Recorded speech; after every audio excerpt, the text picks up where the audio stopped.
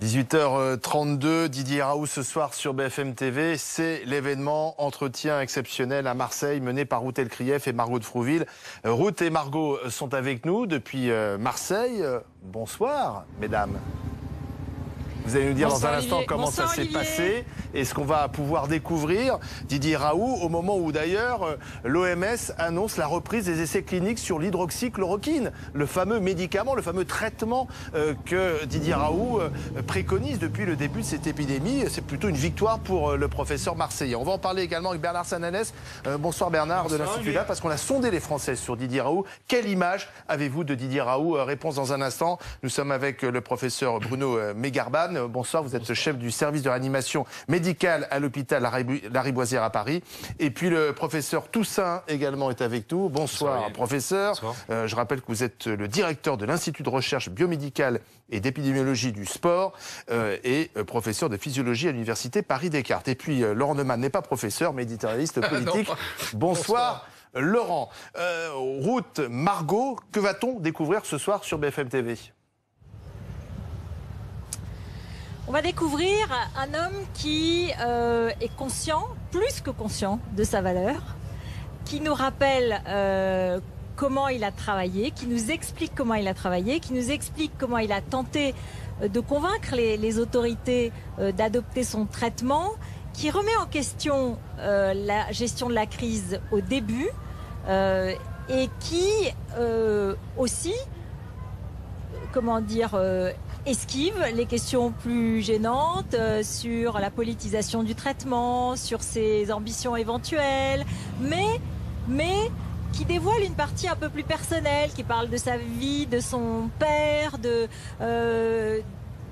voilà, donc c'est un moment, c'est une rencontre. Et qui assume aussi tout ce qu'il a fait quand on lui pose des questions sur sa méthode, qui lui est beaucoup reproché, sur ses études, le fait qu'il n'y ait pas de groupe contrôle qui permette de savoir si c'est le traitement qui a un effet bénéfique ou bien si ça aurait été la même chose avec l'évolution naturelle de la maladie. Tout ça, il assume, il explique que son obsession c'était de faire du soin et qu'il n'y avait pas le temps pour la recherche parce qu'il n'aurait pas pu dire à un patient qu'il ne voulait pas le traiter. Ce qu'il faut bien comprendre, c'est que c'est un moment en 3 temps qu'on a connu puisque on a été le rencontrer dans son bureau peu après 14 heures, à l'origine uniquement pour le saluer, qu'en fait on y est resté tout le temps et qu'après l'interview a commencé un peu après et qu'on est resté jusqu'à 17h50 avec lui à aborder à peu près tous les sujets. Parler de la vie, de la mort, de la philosophie, de tout, de la médecine évidemment, de la science, des héros dont la France a besoin. Et effectivement, c'est assez intéressant parce que quand on est arrivé dans son bureau, il a démarré de façon très agressive sur la presse. Et puis on s'est défendu, vous voyez, tel que vous nous voyez toutes les deux, on s'est défendu et on a commencé à argumenter. Puis après on n'a plus arrêté d'argumenter et ça s'est poursuivi pendant l'interview et ça s'est poursuivi après dans une discussion permanente parce que c'est un homme cultivé qui aime s'exprimer, qui aime réfléchir. Parfois c'est un peu décousu, mais c'est toujours très intéressant. Et voilà, il a le sentiment d'être le meilleur. Et c'est vrai que quand vous l'écoutez, vous comprenez mieux sa démarche. Et comme le dit Margot, c'est finalement une démarche... il se réclame de la science, mais en même temps, il se réclame d'abord du soin. Alors, on va écouter un extrait. On va écouter un extrait, Ruth, de ce qu'on va découvrir, bien sûr, longuement sur BFM TV ce soir. Vous avez même parlé foot, hein, Ruth. Écoutons. Je trouve que la capacité à analyser la place des uns et des autres en science dans ce pays est mauvaise. Donc je pense que vous êtes plus compétent pour regarder les joueurs de foot. D'accord ? Donc si on vous demande qui sont les meilleurs joueurs de foot, je pense que tout le monde le sait partout. Si on vous demande quels sont les 10 meilleurs chercheurs français, les gens ne le savent pas. Et je pense que vous-même, vous avez des difficultés à les regarder parce que la formation pour ça, les outils pour ça ne vous sont pas connus ou ne sont pas utilisés. Si vous voulez, c'est comme si vous compariez Mbappé à gardien de but de 3e division. Au bout d'un moment, vous savez que Mbappé n'est pas pareil, mais que vous ne sachiez pas que moi je ne suis pas pareil. Vous êtes le Mbappé de la médecine, de la recherche. Ça va faire plaisir aux Parisiens. En France, oui. C'est-à-dire qu'en tout cas, quels que soient les éléments que vous preniez, vous ne me trouverez jamais en dehors des 10 premiers. Voilà, Didier Raoult, professeur Toussaint, je vous ai vu sourire, le Mbappé de son domaine, de la science. On n'a pas l'habitude finalement de voir un scientifique, de voir un grand scientifique parler ainsi. Et pourtant, c'est la même distribution des qualités, c'est-à-dire que lorsque vous étudiez des champions du monde, c'est bien effectivement sur le palmarès que ça se joue. C'est dans ces domaines-là que Kylian Mbappé va faire la différence et que surtout que le collectif qu'il y a derrière lui va leur permettre d'être champion du monde. Là, il y a un collectif dans l'Institut Marseille-Méditerranée sur l'ensemble des études qui ont pu être faites. Didier Raoult se repose sur l'ensemble de ces équipes. Et puis après, il y a un style très particulier. Et puis, il y a le respect des règles ou pas. Et cette question-là, qui est au cœur de la science, qui est au cœur de la conviction pour savoir si l'on peut croire à ce que les études apportent, qu'elles soient celles du Lancet, celles des uns et des autres, est essentielle pour savoir comment ensuite utiliser les résultats. Mais on peut quand même s'arrêter sur la dernière information, l'OMS qui finalement reprend ses essais cliniques sur l'hydroxychloroquine, l'OMS qui auparavant les avait suspendus après l'étude de la revue scientifique The Lancet, qui d'ailleurs conclut à l'efficacité de ce médicament. Finalement, cette étude est remise en cause. On a du mal à suivre quand même. Alors en tout cas, le fait que l'OMS ait décidé d'autoriser la reprise des essais thérapeutiques sur l'hydroxychloroquine est plutôt une bonne nouvelle. Et ça donne raison à Didier Raoult. On va dire, d'abord, ça va permettre de répondre définitivement à la question, parce que plus on va avoir d'études, on va dire, faites en dehors de cette querelle franco-française et de tous ces débats avec une certaine objectivité scientifique, et plus on va pouvoir définitivement conclure. Par la suite, il faut savoir que lorsque l'on participe à une étude scientifique, on a une certaine garantie, évidemment, que les choses soient bien faites. Notamment, le monitorage cardiovasculaire sera suffisant pour éviter les risques. Et donc, en fait, je ne crois pas que le fait de prendre l'hydroxychloroquine dans un essai exposait les personnes à plus de risques. Le risque venait en fait essentiellement d'une automédication éventuelle qui aurait pu se faire si on ouvrait très largement le robinet de cette prescription. Le problème, c'est que le Haut Conseil de la Santé publique a arrêté la prescription. On n'a plus le droit de prescrire la chloroquine en France contre le Covid. Alors là aussi, enfin moi je n'étais pas très favorable, on va dire, à une interdiction. Je croyais plus à des recommandations de bon usage d'un médicament, avec effectivement la nécessité de faire un électrocardiogramme, de répéter cet examen cardiovasculaire, éventuellement de demander des dosages sanguins, plutôt qu'une interdiction. Le nombre de médicaments dans la pharmacopée qui sont extrêmement dangereux et qui sont pourtant parfaitement autorisés est important. Je ne vois pas pourquoi on faisait une exception de l'hydroxychloroquine. Professeur Toussaint, l'OMS qui reprend les essais sur la chloroquine, petite victoire pour Didier Raoult? C'est une victoire symbolique pour lui, effectivement, de pouvoir ensuite utiliser avec ses arguments et son style ce qui viendra contrer les critiques qui ont été émises après cet article. Maintenant, c'est à nouveau l'ensemble des recherches, comme le disait Bruno, qui vont devoir amener progressivement des conclusions. Je pense qu'on ne pourra pas en tirer, puisque l'épidémie est en train progressivement de s'arrêter dans le monde entier. Donc il n'y aura plus de recrutement. On le savait déjà depuis le mois d'avril, que ça allait être de plus en plus difficile. Quelques très rares essais correctement faits ont été démarrés en mars, et puis ça va s'arrêter là. Ça arrive trop tard en fait. On arrive trop tard, et ça va être ça le principal problème. Ruth El-Krief et Margot de Frouville, j'imagine que vous allez évoquer la chloroquine avec Didier Raoult. Oui, bien sûr, on a évoqué son traitement, les passions qu'il a suscitées.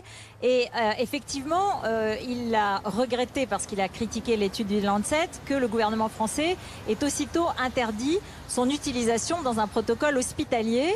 Et donc, on n'a pas pu évoquer le fait que l'OMS a réautorisé les essais, mais pour lui, ça paraissait évident. Et pardonnez-moi, mais il n'est pas le seul. C'est-à-dire que beaucoup de professionnels et beaucoup de grands médecins, beaucoup de scientifiques ont regretté l'arrêt des essais. Ils ont trouvé que c'était une réaction beaucoup trop immédiate, hâtive et pas scientifique d'une certaine façon, parce que c'est pas, voilà, il fallait au contraire, il faut aller au bout. Et c'est là-dessus que quand Margot lui pose la question en lui demandant, mais pourquoi vous n'avez pas fait cette fameuse étude scientifique, vous avez les données, vous prétendez les avoir, et que là en fait, il nous dit, je veux soigner. Voilà. Ça m'intéresse pas. J'ai pas besoin de prouver. En gros, moi, ce qui m'intéresse, c'est que j'ai des malades et que je veux les soigner. Et d'ailleurs, si vous étiez malade, est-ce que vous accepteriez de faire partie d'un essai? Non, je préfère soigner. Donc voilà, il se pose c'est très particulier parce qu'à la fois il revendique le statut de scientifique et il dit même qu'il est le meilleur chercheur et en même temps il dit non, je fais pas d'essai. En réalité, c'est empirique, c'est observationnel et c'est la vérité et ça marche. Alors, Bernard Sananès, vous avez sondé les Français. Et quelle image les Français ont de Didier Raoult? Alors justement, est-elle positive? Alors cette image, elle est plutôt positive pour près de 4 Français sur 10. Ça veut dire c'est moins d'un Français sur 2. Il faut le relativiser.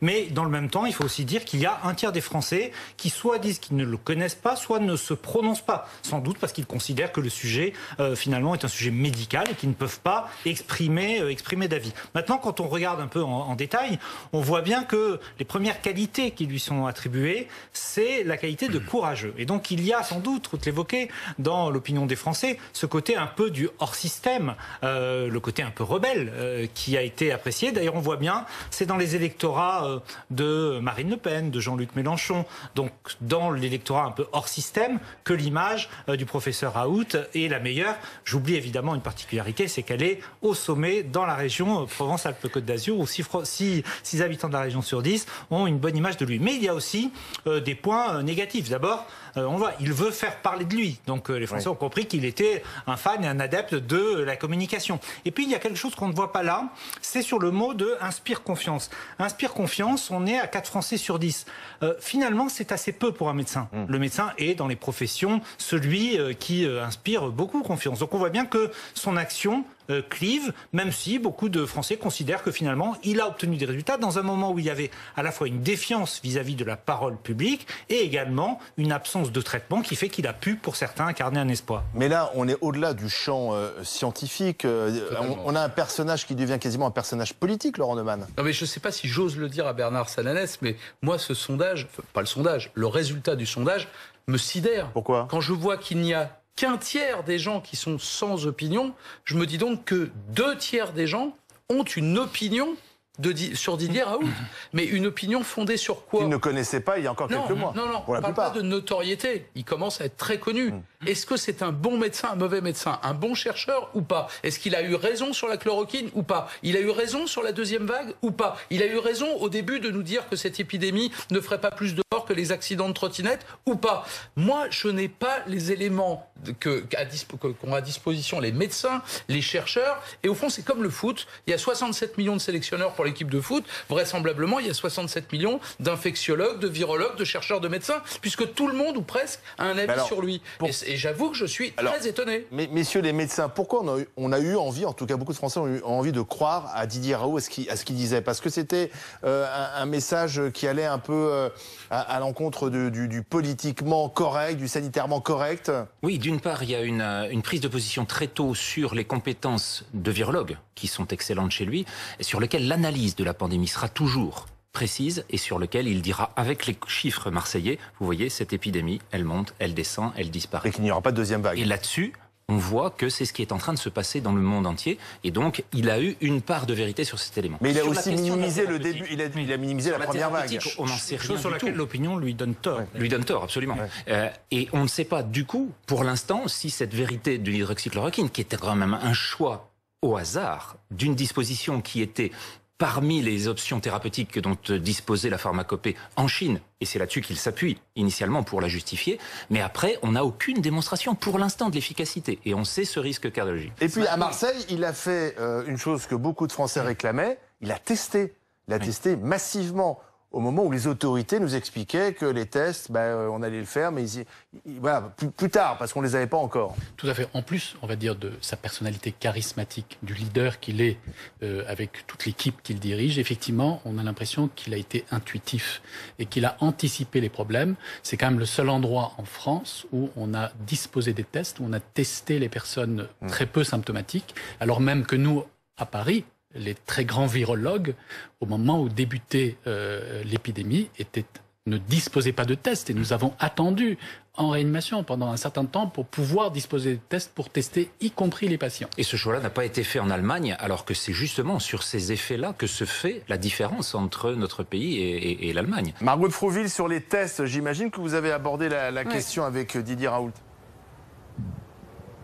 et cette stratégie de dépistage massif. Et je pense que ce que lui reconnaissent tous les médecins, y compris dans ses détracteurs, puisque c'est la politique qu'on adopte aujourd'hui avec la levée du confinement, parce qu'on peut se le permettre. On lui a posé la question de savoir comment il avait pu réussir ce dépistage massif, comment il s'était fourni alors que les écouvillons, les réactifs, tous ces matériaux qui sont nécessaires pour effectuer un test diagnostic manquaient au niveau national. Et il a expliqué qu'il avait fait avec les moyens du bord, à la fois travailler avec les laboratoires vétérinaires qui lui avaient proposé leur aide. On sait qu'il y a un décret qui a été pris un peu plus tard au niveau national, début avril, uniquement pour permettre aux laboratoires de recherche publics et privés de tester largement. Et il a aussi expliqué qu'il avait accepté la solidarité d'entreprises privées, oui, il a raconté, notamment qui lui proposaient, qui lui avaient demandé de quoi il avait besoin. Et il a raconté que Bernard Arnault lui avait fait passer un message pour LVMH pour savoir ce dont il avait besoin. Et là,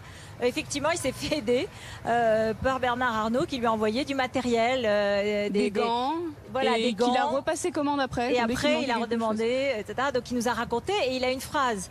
Il dit les moyens, donc les tests, les masques, les moyens, c'est la volonté. Ça, c'est intéressant. Et donc, c'est une critique en creux de l'absence de clarté et de volonté dans la gestion de l'épidémie au début. On va réécouter, on va découvrir un extrait de ce qu'on va pouvoir suivre en longueur dans quelques minutes de Didier Raoult. Je précise que Ruth et Margot, ce que je n'ai pas précisé, sont au club Pernod à Marseille, bien sûr à consommer avec modération. Écoutons Didier Raoult sur la façon dont justement il traite ses patients. Moi, je traite les gens comme si c'était ma famille. Est-ce que vous accepteriez qu'on vous dise, écoutez, ce traitement marche, on va peut-être essayer un autre médicament dont on ne sait pas s'il marche autant, et on va tirer au sort pour savoir si vous allez prendre celui qui marche ou celui dont on veut mettre en évidence qu'il ne marche pas plus mal que celui qu'on connaît. Est-ce que vous pensez que vous auriez involontaire sans aucun bénéfice? Est-ce que ça existe, ça? Mais vous savez que c'est 80% des essais actuels, c'est ça? Très bien, mais ça... Et là, les méthodologistes disent rien. Mais là, vous avez raison. Donc, mais on ne comprend plus rien aux soins, là. On ne parle plus de médecine. Mais non, mais vous avez raison. On a envie d'être soignés. De toute façon, nous, ce qu'on veut, c'est être soignés dans cette épidémie qui nous a fait tous trembler. C'est normal. Qu'est-ce que vous auriez fait, vous? Sauf que, non, mais avec Qu'est-ce que vous auriez fait? Avec la méthode, vous auriez Qu'est-ce que vous auriez fait, vous?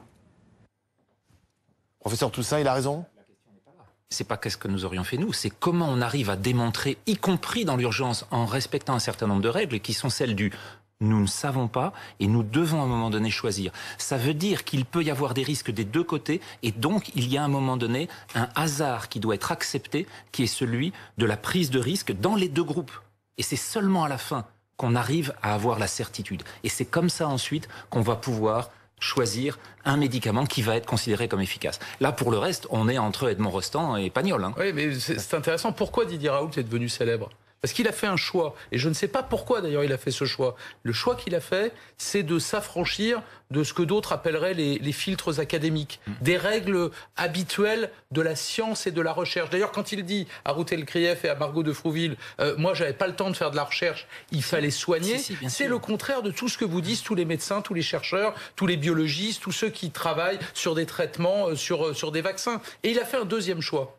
Non seulement il s'est affranchi de ces règles, pour des raisons qui lui appartiennent d'ailleurs, que je n'ai pas à juger, mais en plus il a fait sortir ces conflits médicaux qui sont totalement habituels. Il y a des conflits entre médecins, entre chercheurs, ça, en France, on le savait pas forcément. Il y en a partout, tout le temps. C'est jamais montré au grand public. Exactement. Et lui a fait le choix de les rendre publics, de les mettre sur la scène publique, devant les médias, au point que la chloroquine est devenue un sujet politique. Vous imaginez? Est-ce que c'était pas nécessaire alors qu'on vit quelque chose d'exceptionnel, une pandémie qui a mis à terre l'économie mondiale? Mais c'est intéressant, il y a quelques instants, vous venez d'interroger mon voisin en disant est-ce que le fait que l'OMS dit OK pour les tests à nouveau, après avoir annulé, c'est une victoire pour Didier Raoult?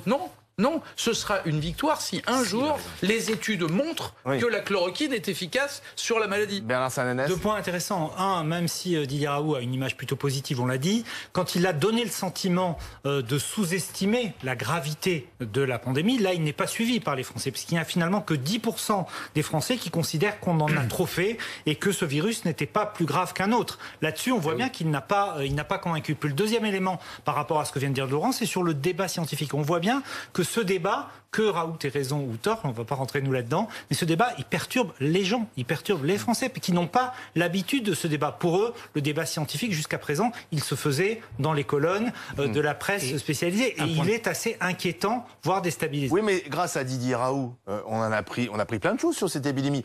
Pas seulement grâce à lui, grâce à vous. Vous êtes venus sur nos plateaux depuis des semaines et les Français ont découvert ce que c'était une épidémie, comment on luttait, quelles étaient les hypothèses. C'était important aussi finalement ce débat.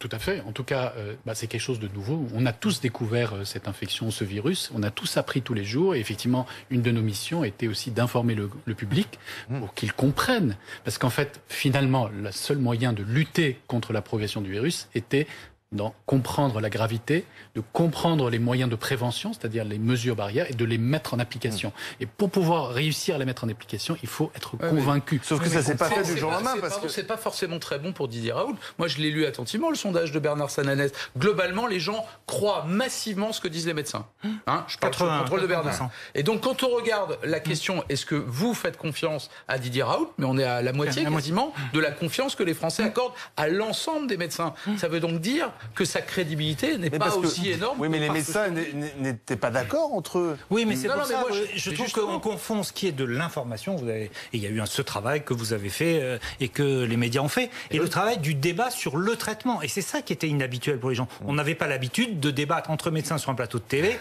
de quel était le bon traitement. Maintenant, cette épidémie a été d'une telle puissance sur l'ensemble de la phase symbolique, beaucoup plus que sur la mortalité totale. Je rappelle qu'on va être probablement sur une seule vague qui se termine au mois d'août pour l'ensemble du monde.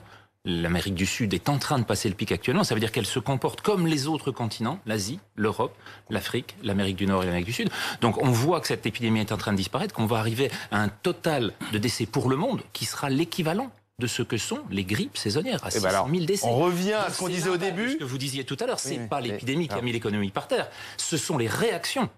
Oui, mais alors, professeur Toussaint, là, c'est un problème. L'ensemble des points qui ont pris, à un moment donné, un appui sur cette pandémie pour arriver à cette déstabilisation économique majeure dont on va subir les conséquences. Oui, mais alors, professeur Toussaint, on revient finalement au début. C'est-à-dire qu'au début, on était plutôt sur l'idée que c'est une grippe saisonnière peut-être un peu plus virulente, un peu plus mortelle, un peu plus contagieuse, mais une grippe saisonnière. Après, on nous a dit non, pas du tout, on est en train de vivre quelque chose d'exceptionnel. On aura peut-être 500 000 morts en France, il faut tout fermer, tout confiner. Et puis finalement, on voit ce virus, on voit que ce virus disparaît aussi vite qu'il est apparu. Pas de deuxième vague. Alors, c'est compliqué. Est-ce qu'on s'est tous plantés? Peut-être Didier Raoult était celui qui s'est moins planté que les autres? Alors je dirais, moi je serais un peu plus réservé que professeur Toussaint concernant l'importance sanitaire de cette crise. En fait, c'est vrai, je suis d'accord, le nombre de décès est équivalent au nombre de décès qui est induit habituellement tous les ans par la grippe saisonnière. Néanmoins, ici quand même, le système de santé a dû faire face massivement à une arrivée très importante de personnes infectées, gravement infectées. Donc le problème, c'était la surcharge à l'hôpital. Oui, et donc ce sont des personnes qu'on a sauvées. Et si le système de santé n'était pas là, la mortalité était beaucoup plus importante. Et ça, c'est le rôle de l'organisation du système de santé. Voilà. Et c'est ça qu'il faut reconnaître. C'est eux les réanimateurs, c'est eux les médecins généralistes, ce sont eux les urgentistes qui ont sauvé des vies, vraiment. Ce ne sont pas des vies virtuelles. Dans les estimations. Dans le sondage de Bernard Sananès, il n'y a que 11%, on vient de le voir à l'instant, il n'y a que 11% des gens qui pensent qu'on en a trop fait. 11%, alors que nous sommes sur la phase descendante de l'épidémie. Donc vous imaginez, il y a encore quelques semaines, 100% aurait sans doute dit qu'on n'en faisait pas assez. Là, aujourd'hui, on est à 10%. Parce que les Français ont écouté de la pédagogie que vous avez fait sur les gestes barrières et qu'ils ont compris que ces gestes les avaient protégés d'une épidémie qui aurait pu être encore plus grave. Et Didier Raoult est vraiment fort parce qu'il a réussi à sortir un livre pendant le confinement. Il n'y avait plus aucun livre. C'est sorti au mois de mars dernier. Épidémie, vrai danger, fausse alerte chez Michel Lafon et ça cartonne. On voit bien, il y a quand même un appétit. Dans un instant, Didier Raoult sur BFM TV, interrogé par Margot de Frouville et Routel Krief à Marseille. Vous êtes toujours à Marseille, sur le vieux port de Marseille. Vous confrontez, d'ailleurs c'est la première fois, Didier Raoult, lors de cet entretien, à des archives, des vidéos? Oui, c'est ça. C'est vrai qu'on lui a montré 2 ou 3 fois où il avait dit, il le reconnaît d'ailleurs lui-même, qu'à force de parler, parfois il avait dit des bêtises. Et puis il s'était contredit sur la politisation, par exemple, de la médecine. Il avait fait une déclaration au Sénat dans laquelle il disait la pire des choses qui peut arriver à la médecine, c'est la politisation.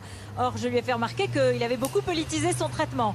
Ensuite, évidemment, Margot aussi l'a confronté aux études, l'a confronté à aussi certaines de ses déclarations. Par exemple, celle où au début, il dit il y a 2 ou 3 Chinois qui meurent à l'autre bout du monde et alors tout le monde s'en émeut, quoi. Et oui, c'était une très grave épidémie, en fait. Il y a beaucoup de choses, il y a énormément de choses à retenir, parce qu'en plus on a passé 3h50 avec lui, donc on ne sait plus ce qu'il y a dans l'entretien, ce qu'il y avait dans l'avant et dans l'après. Mais je voulais rebondir sur ce que vous disiez avant, sur la tension du système hospitalier. C'est l'une des rares choses sur lesquelles il se soit réjoui, parce qu'il critique beaucoup, Didier Raoult, il critique tout le monde, les institutions, l'agence du médicament, la direction générale de la santé. Mais ça, il dit qu'il était parti sur une optique assez négative et que le fait d'avoir vu l'hôpital comme ça se battre, voir tout le monde se mobiliser pour tenir bon, l'avait très agréablement surpris et lui redonnait une note d'optimisme. Et puis on a parlé un peu politique à la fin, et c'était très intéressant. Il s'est défendu d'être un populiste, mais surtout après, quand on a parlé avec lui pendant le temps qui s'est passé, il a dit mais vous voyez, quand j'ai dit que j'étais une star et les élites, vous voyez bien que je ne suis pas populiste. Ça, il ne l'a pas dit à l'antenne, attention, il nous l'a dit après. Et puis ensuite il a dit en revanche, les Français ont besoin de héros. Oui. Et pourquoi pas, si moi j'ai une image, c'est bien, parce qu'il faut des modèles dans la vie. Et ça, c'est très intéressant pour mieux connaître le personnage. Donc oui, il a basculé un peu du monde de la science au monde de l'opinion, et pas de la politique parce qu'il veut pas le dire, mais des idées, de la morale, de je ne sais quoi. Pour lui, c'est une insulte d'ailleurs. Oui, il l'a dit que c'est une insulte. Bon, Margot, Ruth, il est temps de passer aux choses sérieuses. Maintenant, on va écouter cet entretien exceptionnel. Didier Raoult avec Ruth, Margot de Frouville, Ruth Elkrief à Marseille. Regardez, écoutez.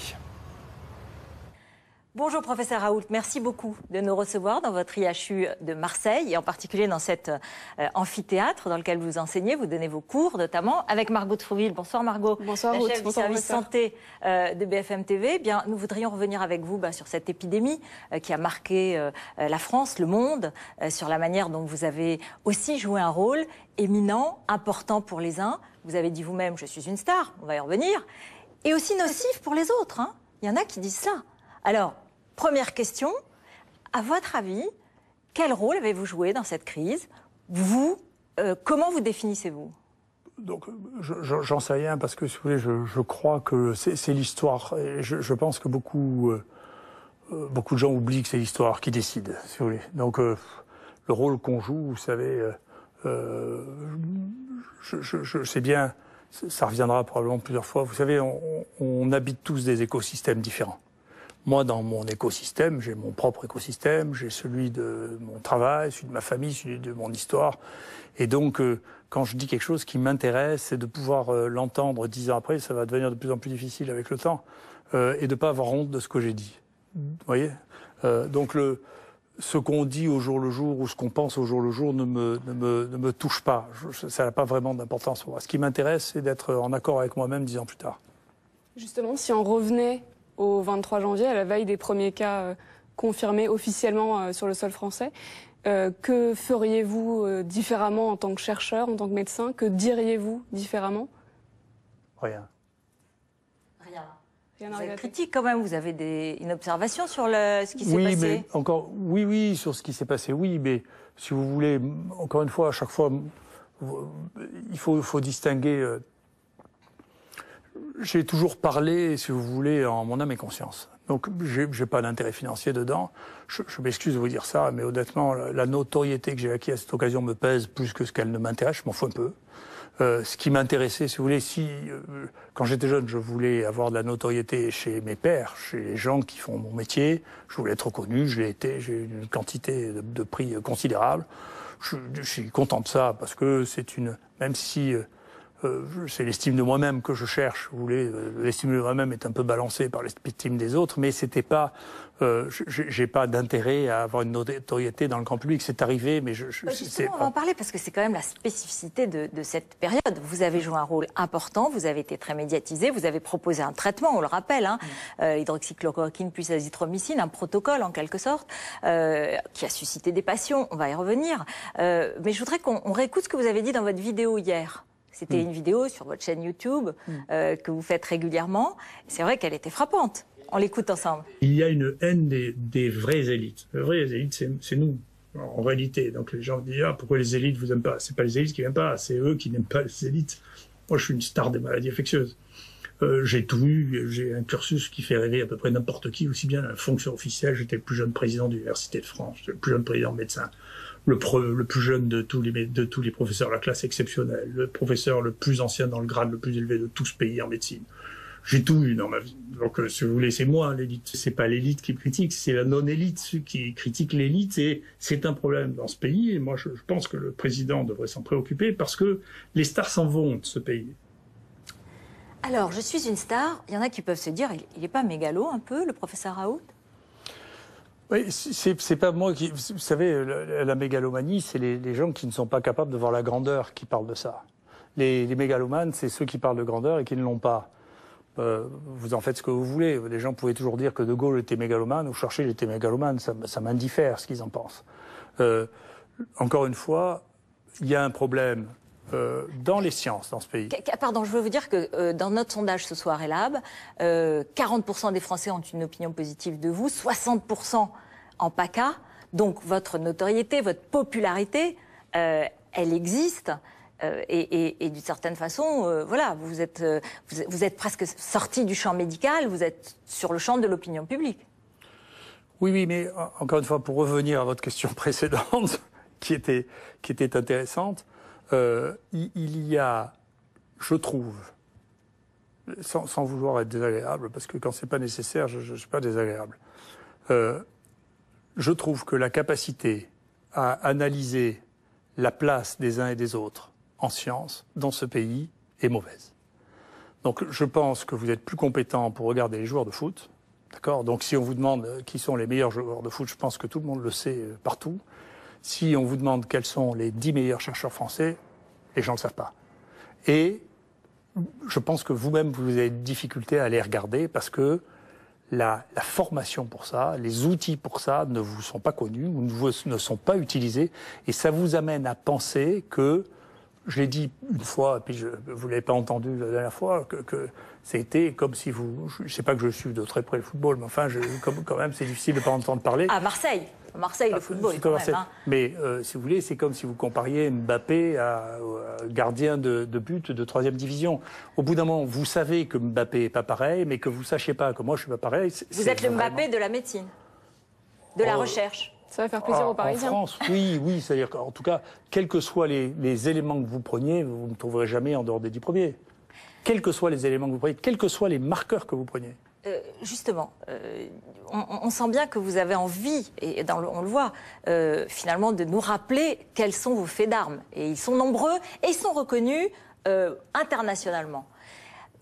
Votre image grand public, elle est là, elle est claire. Mais est-ce que vous êtes inquiet parce que votre image auprès de vos pairs dans le milieu médical se serait écornée pendant cette crise? Non, je pense pas ça. Si vous voulez, je pense... Écoutez, moi j'ai été... vous croyez que c'est pour moi, parce que, encore une fois, je pense qu'il y a une personnalisation dans toutes les crises et il faut bien trouver quelqu'un qui symbolise cette crise. Donc je pense que c'est comme ça. Là, je pense que... Et vous en êtes le symbole? Oui, c'est tombé sur moi. Bon. Mais vous l'avez voulu ou pas? Non, pas du tout. Ah. Non, mais pas du tout. Non, mais vous, encore une fois, vous jugez dans votre écosystème et pas dans le mien. Moi, ce que j'ai voulu, la seule chose que j'ai voulu, ce que j'ai pu faire, c'est dire je résiste à tout parce que dans ma famille, on résiste à tout. Voilà. Ça, je veux. Voilà. Donc, c'est pour ça que ça ne m'ennuie pas que les gens me tapent dessus, parce que ça me montre que je suis capable de supporter l'extrême. Vous voyez, dont nous parlions. C'est une des maximes que vous avez affichées dans les murs, sur les murs de l'IHU. Exactement. Hein. Exactement. Et bien entendu, ça, c'est ce qui me permet d'avoir l'estime de moi. Et je vous assure que c'est quand même ce qui compte le plus, c'est l'estime que j'ai de moi et l'estime que ma famille a de moi.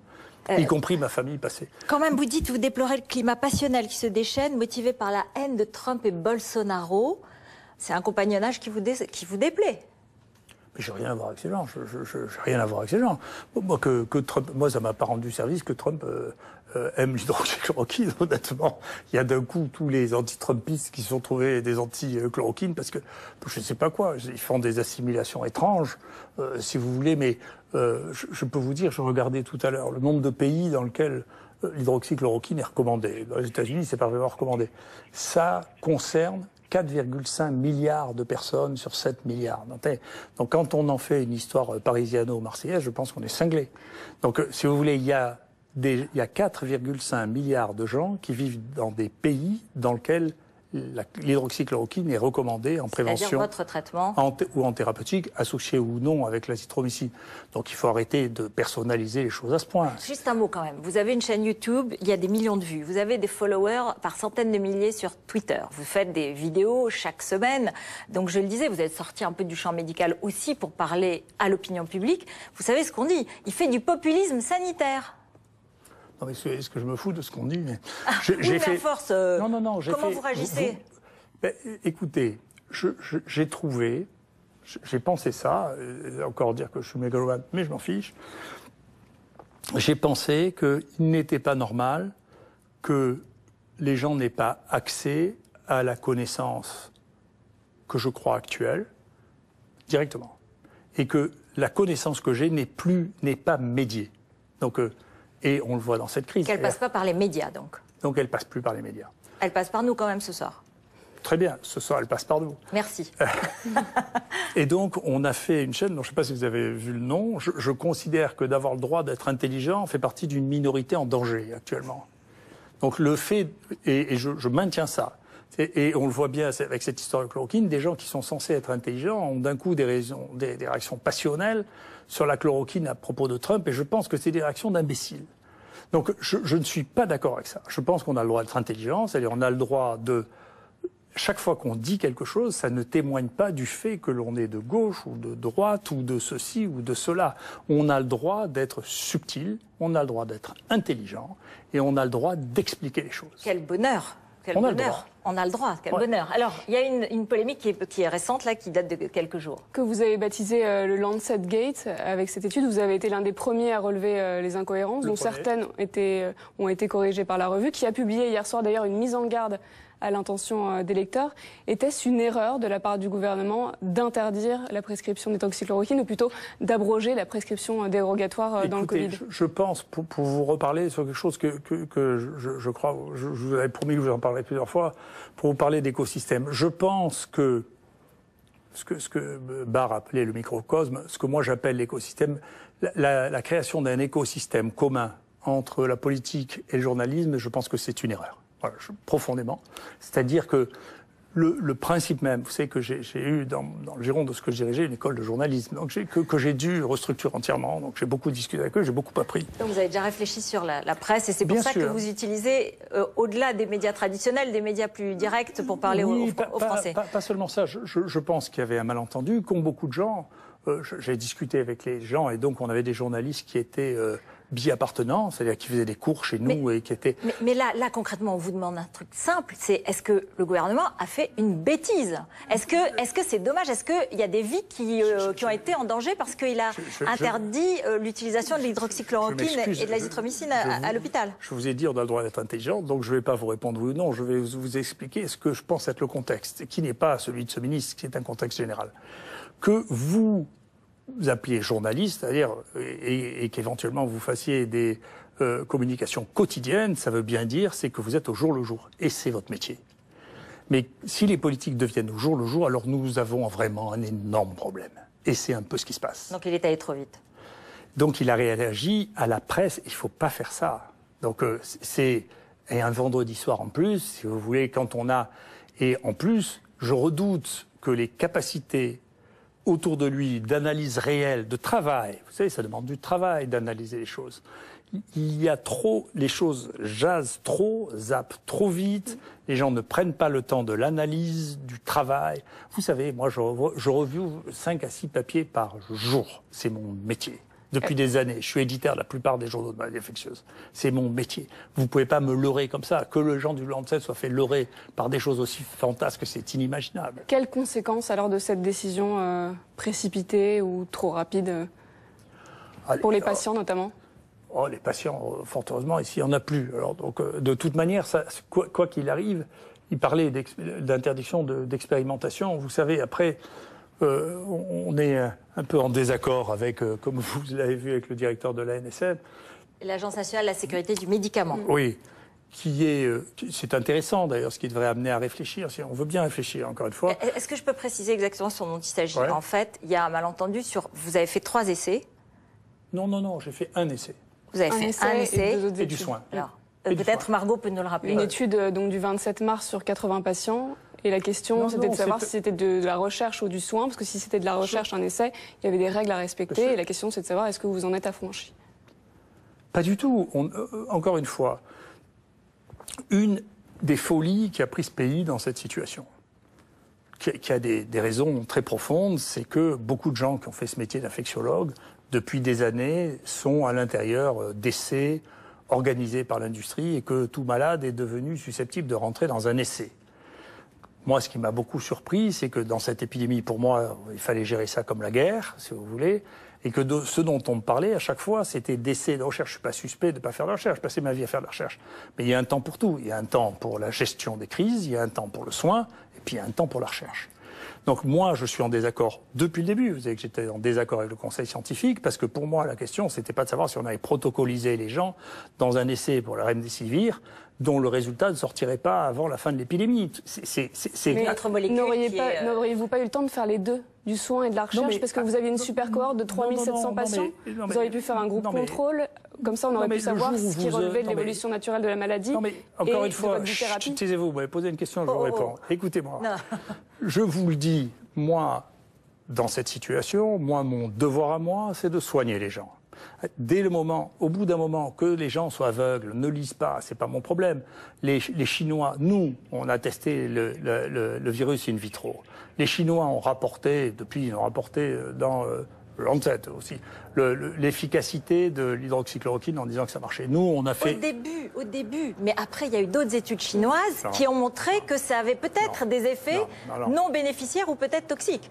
Les premières, oui, mais pas les dernières. Non, écoutez, je peux vous dire aussi, c'est mon métier. Alors, je voulais jouer avec mon métier, vous jouez avec mon métier. Mais moi, je peux vous dire, on vient de faire une vraie méta-analyse, mais de gens sérieux, qui lisent de A à Z ce qui se passe, y compris de regarder les bidouillages entre ce qui était mis en préprint et ce qui était mis en version définitive. Ce qui est extraordinaire, hein, le BMJ a tripoté deux études pour enlever pour enlever les résultats qui montraient. Alors c'est très intéressant parce que quand vous regardez ça, vous avez la moitié des études qui sont d'un côté, qui sont les études il y a 4 études randomisées, 3 qui disent que la chloroquine marche mieux que le placebo et une qui dit que le placebo marche de manière équivalente à la chloroquine. Il y a 5 études observationnelles faites par des médecins qui rapportent leur expérience, qui sont des études comparatives non randomisées. Elles sont toutes en faveur de la chloroquine. Et il y a 3 méta-analyses qui sont faites par des gens qui n'ont vu aucun médecin, y compris d'autres qui sont des pieds nickelés, qui montrent que l'hydroxychloroquine ne marche pas. Et c'est exactement opposé. Donc, mais vous aviez les moyens d'en faire une l'essai randomisé avec le groupe contrôle. Randomisé, c'est-à-dire, on rappelle ce que c'est avec des gens tirés au hasard. Je ne sais pas comment vous le dire. Moi, à chaque fois que je vois un malade, je ne me pose pas la question de savoir si je vais faire un essai. Je me pose la question de savoir si je vais le soigner. Vous auriez dû faire les deux et... Non, mais si je fais les deux, ça veut dire... Vous avez... Écoutez, moi, si je vous dis, écoutez, maintenant, j'ai la conviction, parce que j'ai lu la littérature, parce que j'ai commencé à faire un travail, qu'il y a un traitement qui marche. Mais finalement, parce que les autres ne sont pas contents, je vais tirer au sort pour savoir si vous avez le médicament dont je pense qu'il marche ou rien du tout. Qu'est-ce que vous allez me dire? Mais vous l'avez bien pensé pour vous? Attendez, on va vous dire, professeur Raoult, comme d'autres peut-être médecins, que comme médecin éminent qui connaissait extrêmement bien la théorie, les sciences, l'histoire et la philosophie des sciences, il y a des règles. Il y a d'une part la médecine d'autorité, le mandarinat. Je l'ai pratiqué, je le sais, je l'ai vu, donc j'ai raison. Ou la médecine par l'expérience, par la preuve. J'ai fait un essai, je vais vous démontrer que c'est vrai. Et donc ce qu'on vous reproche, c'est vous ne nous avez pas démontré que c'est vrai par l'essai. Mais vous pouvez nous dire, oui, parce que moi, ça ne m'intéresse pas. Mais c'est ça qu'ils vous disent. Oui, je sais que c'est ce qu'ils disent, je m'en fous. Pour une bonne raison, c'est que ce qu'ils disent est une énorme bêtise. Donc, comme vous le dites, je fais des cours d'épistémologie, c'est-à-dire de l'histoire de science depuis 25 ans. Oui. J'ai écrit des livres sur l'épistémologie. Et c'est une des bases de l'épistémologie, justement. Pas du tout. Non, mais pas du tout. C'est extraordinairement récent. Et c'est 80, dans le monde des maladies infectieuses, 97% des traitements qu'on a mis en place sont observationnels. 97%. Et si vous faisiez de l'épistémologie, il y a toute une série de travaux qui ont été faits pour comparer les études observationnelles avec les études randomisées, qui montrent qu'en général, les études observationnelles sont plutôt meilleures que les études randomisées parce qu'elles ont moins de biais. Bon, et vous pouvez le regarder, bien avant que l'histoire du Covid, pas bien avant, un mois ou deux, on avait fait ici ce qu'on appelle les Jeux de l'IHU, qui s'appelle Contre la méthode, sur lequel nous avons parlé très très longuement de cette affaire-là, et en particulier... Je vais vous donner un autre exemple de ce que les gens pratiquent, ce que les gens de ce comité pratiquent, qui est quelque chose qui est juste impossible à pratiquer, qui est incroyablement immoral, qui s'appelle les essais de non-infériorité. Vous avez une idée de ce que c'est un essai de non-infériorité ? Pratiquement tous les essais qui sont faits actuellement sont des essais de non-infériorité. Vous nous l'expliquez, vous nous le réexpliquez, c'est-à-dire qu'il faut montrer qu'un médicament ne vous fait moins de mal que le précédent, que celui que vous prenez, quelque chose comme ça, qu'il n'est pas plus nocif, quoi. Qu'il n'est pas plus mauvais que celui que vous connaissez déjà. Ça. Et donc... vous pensez, et tout ça, ça passe comme une lettre à la poste dans les CPP, dans les comités de protection des personnes et les comités d'éthique. Est-ce que vous accepteriez pour vous, vos parents, les vôtres, c'est ce qu'on appelle, nous, la stratégie de Tom. C'est-à-dire, moi, je traite les gens comme si c'était ma famille. Est-ce que vous accepteriez qu'on vous dise, écoutez, ce traitement marche, on va peut-être essayer un autre médicament dont on ne sait pas s'il marche autant, et on va tirer au sort pour savoir si vous allez prendre celui qui marche ou celui dont on veut mettre en évidence qu'il ne marche pas plus mal que celui qu'on connaît. Est-ce que vous pensez que vous auriez involontaire sans aucun bénéfice ? Est-ce que ça existe, ça ? Mais vous savez que c'est 80% des essais actuels, c'est ça ? Très bien, mais ça... Et là, les méthodologistes disent rien. Mais là, vous avez raison. Donc, mais on ne comprend plus rien aux soins, là. On ne parle plus de médecine. Mais non, mais vous avez raison. On a envie d'être soignés. De toute façon, nous, ce qu'on veut, c'est être soignés dans cette épidémie qui nous a fait tous trembler. C'est normal. Qu'est-ce que vous auriez fait, vous ? Sauf que, non, mais avec vous auriez fait avec la méthode, vous auriez Qu'est-ce que vous auriez fait, vous ? Moi, quand on est journaliste, par exemple, on cherche à... Non, mais... Attendez, je vous donne un exemple. Malade. Je vous donne un exemple. Quand on est journaliste, on doit confronter ses sources. Et donc, déontologiquement, si je n'ai pas mes règles scientifiques pour faire mon travail, je ne les fais pas. C'est normal. Vous voyez ce que je veux dire ? Vous savez ce que c'est la déontologie, le traitement pour un médecin ? Vous savez ce que c'est ? En tant que malade, c'est ce que vous me dites. Non, comme médecin. Mais c'est soigné. Le médecin, c'est de faire. C'est soigné, c'est Hippocrate. C'est soigné. Absolument. Compte tenu de son état de connaissance, de l'état de la science, et en prenant le moins de danger possible pour son malade. Tout à fait. Voilà. Et donc, chaque médecin est libre vis-à-vis de ça. Et donc, c'est la raison pour laquelle le directeur de l'ANSM peut dire un peu ce qu'il veut. Si vous voulez, vous savez, il y a 15% des traitements qui sont donnés dans ce pays qui sont hors AMM. D'accord ? Donc, je veux bien qu'il s'excite sur moi. Autorisation médicale. Ça m'amuse plutôt. Autorisation de mise sur le marché. Voilà, autorisation de mise sur le marché. Là aussi, on verra bien si on joue la même catégorie de poids à la fin. On verra bien. Un mot, je voudrais revenir quand même, vous avez dit... Finissons sur des choses sérieuses. Là, vous me parlez des opinions des uns et des autres dont je me fiche. Moi, ce qui m'intéresse, c'est au bout d'un moment qu'on ramène les choses à la réalité. Ce qui est tout le problème. Moi, je parle de la réalité, je parle en face de gens qui parlent chez vous, qui sont complètement déconnectés de la réalité pour dire, mais vous savez, on doit faire ceci, on doit faire cela. Ils ne savent même pas, depuis quand ces règles sont appliquées, ni qui les critique, ni qui y pense. La méthode, c'est une des choses. Husserl disait ça. Vous savez, la méthode, c'est les habits des idées. Et je crois que rien n'est plus égal. La méthode, ça n'est pas une science. La méthode, c'est la manière d'organiser la réponse à une question. Donc c'est pour ça que je vous dis, on a le droit d'être intelligent. On n'est pas obligé de suivre comme des bourricots la route des autres.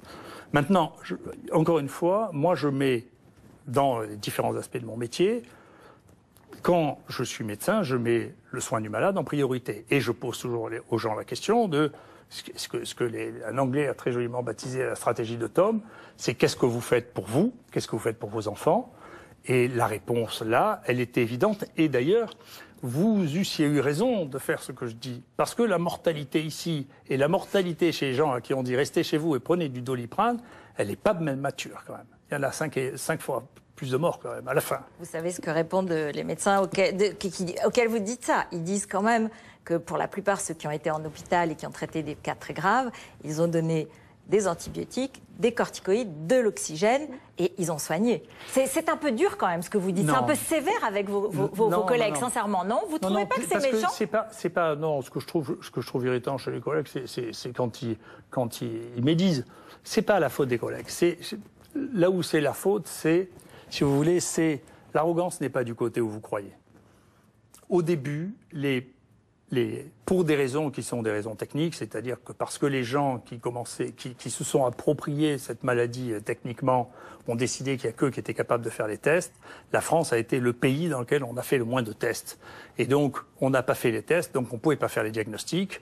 Et donc, il a fallu créer des critères cliniques pour dire il y a ceux-là qui doivent être diagnostiqués. Et en plus de ça, on ne peut pas les traiter puisqu'on fait les essais thérapeutiques. Donc une fois qu'on a dit on ne peut pas diagnostiquer, on ne peut pas traiter, effectivement les choses commencent à devenir compliquées. Et donc une des bases de ce que l'on a dit, et je sais que vous avez vu plusieurs fois mon ami Douste Blazy, qui est arrivé à ce point parce qu'il ne l'a pas supporté, je ne sais pas si vous l'avez dit, c'est une fois il est allé aider les gens au SAMU, et quand on lui a dit, écoutez, vous dites aux gens, vous restez à la maison et vous attendez à être essoufflé. Mais il se passe dans cette maladie, quelque chose, je ne sais pas si on vous l'a expliqué, parce que vous n'avez pas parlé avec beaucoup de gens qui ont travaillé sur cette maladie. Nous, on a travaillé sur 4000 personnes. Donc on a des données que personne au monde n'a. C'est ce qu'on appelle l'hypoxie heureuse. C'est-à-dire, la dyspnée, c'est incroyablement tardif. C'est-à-dire l'absence de respiration, c'est la difficulté respiratoire, pour préciser. Quoi on disait aux gens de venir. Bien, moi, je vais vous dire, chez les gens que nous, on a testés, donc qu'on a vu ici, donc il y a un peu plus de 4000 personnes, chez les gens qui avaient une hypoxie sévère, d'accord, c'est-à-dire moins de 92, donc, voire difficulté respiratoire, manque d'oxygène. Le manque d'oxygène. Eh bien, il y en avait moins de la moitié, chez ceux qui avaient vraiment des hypoxies très sévères, il y en avait moins de la moitié qui avaient un essoufflement. Chez les gens qui avaient des lésions sévères au scalaire, nous aussi on a fait des scalaires low dose parce que les Chinois avaient dit que chez les gens asymptomatiques, il y avait des lésions pulmonaires parfois effrayantes. Chez les gens qui sont dits asymptomatiques, d'ailleurs, il y en a 60% qui ont des lésions pulmonaires, et parmi les gens qui ont des lésions très sévères, il y en avait la moitié qui n'avaient pas d'essoufflement. Donc quand je dis que la stratégie qui était basée et qui a été plus appliquée probablement en Île-de-France que ce qu'elle n'a été appliquée ici. Ici, vous avez vu, parce que vous avez fait des tests. Donc ce que vous dites, c'est que vous avez largement fait des imageries pour voir, et vous avez constaté qu'il y avait des séquelles chez des personnes qui n'avaient pas de symptômes sur les poumons. Il n'y avait pas de séquelles, ils avaient des pneumonies qui, cliniquement, ne parlaient pas. Ils avaient des lésions du poumon, pour des raisons multiples qu'on commence à comprendre, y compris parce qu'il y a des troubles de la coagulation. Et donc, ces gens qui étaient asymptomatiques... Et qui sont arrivés à l'hôpital trop tard ? Chez les autres, ils sont arrivés trop tard. Chez nous, si on a moins de morts, c'est parce qu'ils sont arrivés très tôt. Et que la prise en charge, c'est pas seulement une prise en charge. Moi, je pense qu'à la fin, encore une fois, avec le temps, les choses s'éclairciront. On verra bien ce qui marche comme thérapeutique. Mais c'est pas que ça, c'est le soin. C'est-à-dire que même chez les gens précocement, il fallait surveiller s'ils n'étaient pas en train d'avoir l'oxygène qui baissait. Il fallait leur donner de l'oxygène avant qu'ils soient essoufflés. Parce que ça peut mener à des détresse respiratoire. Il fallait leur donner des anticoagulants parce que ça allait leur éviter d'avoir des embolies pulmonaires et d'en mourir. Et que donc, il fallait soigner les gens.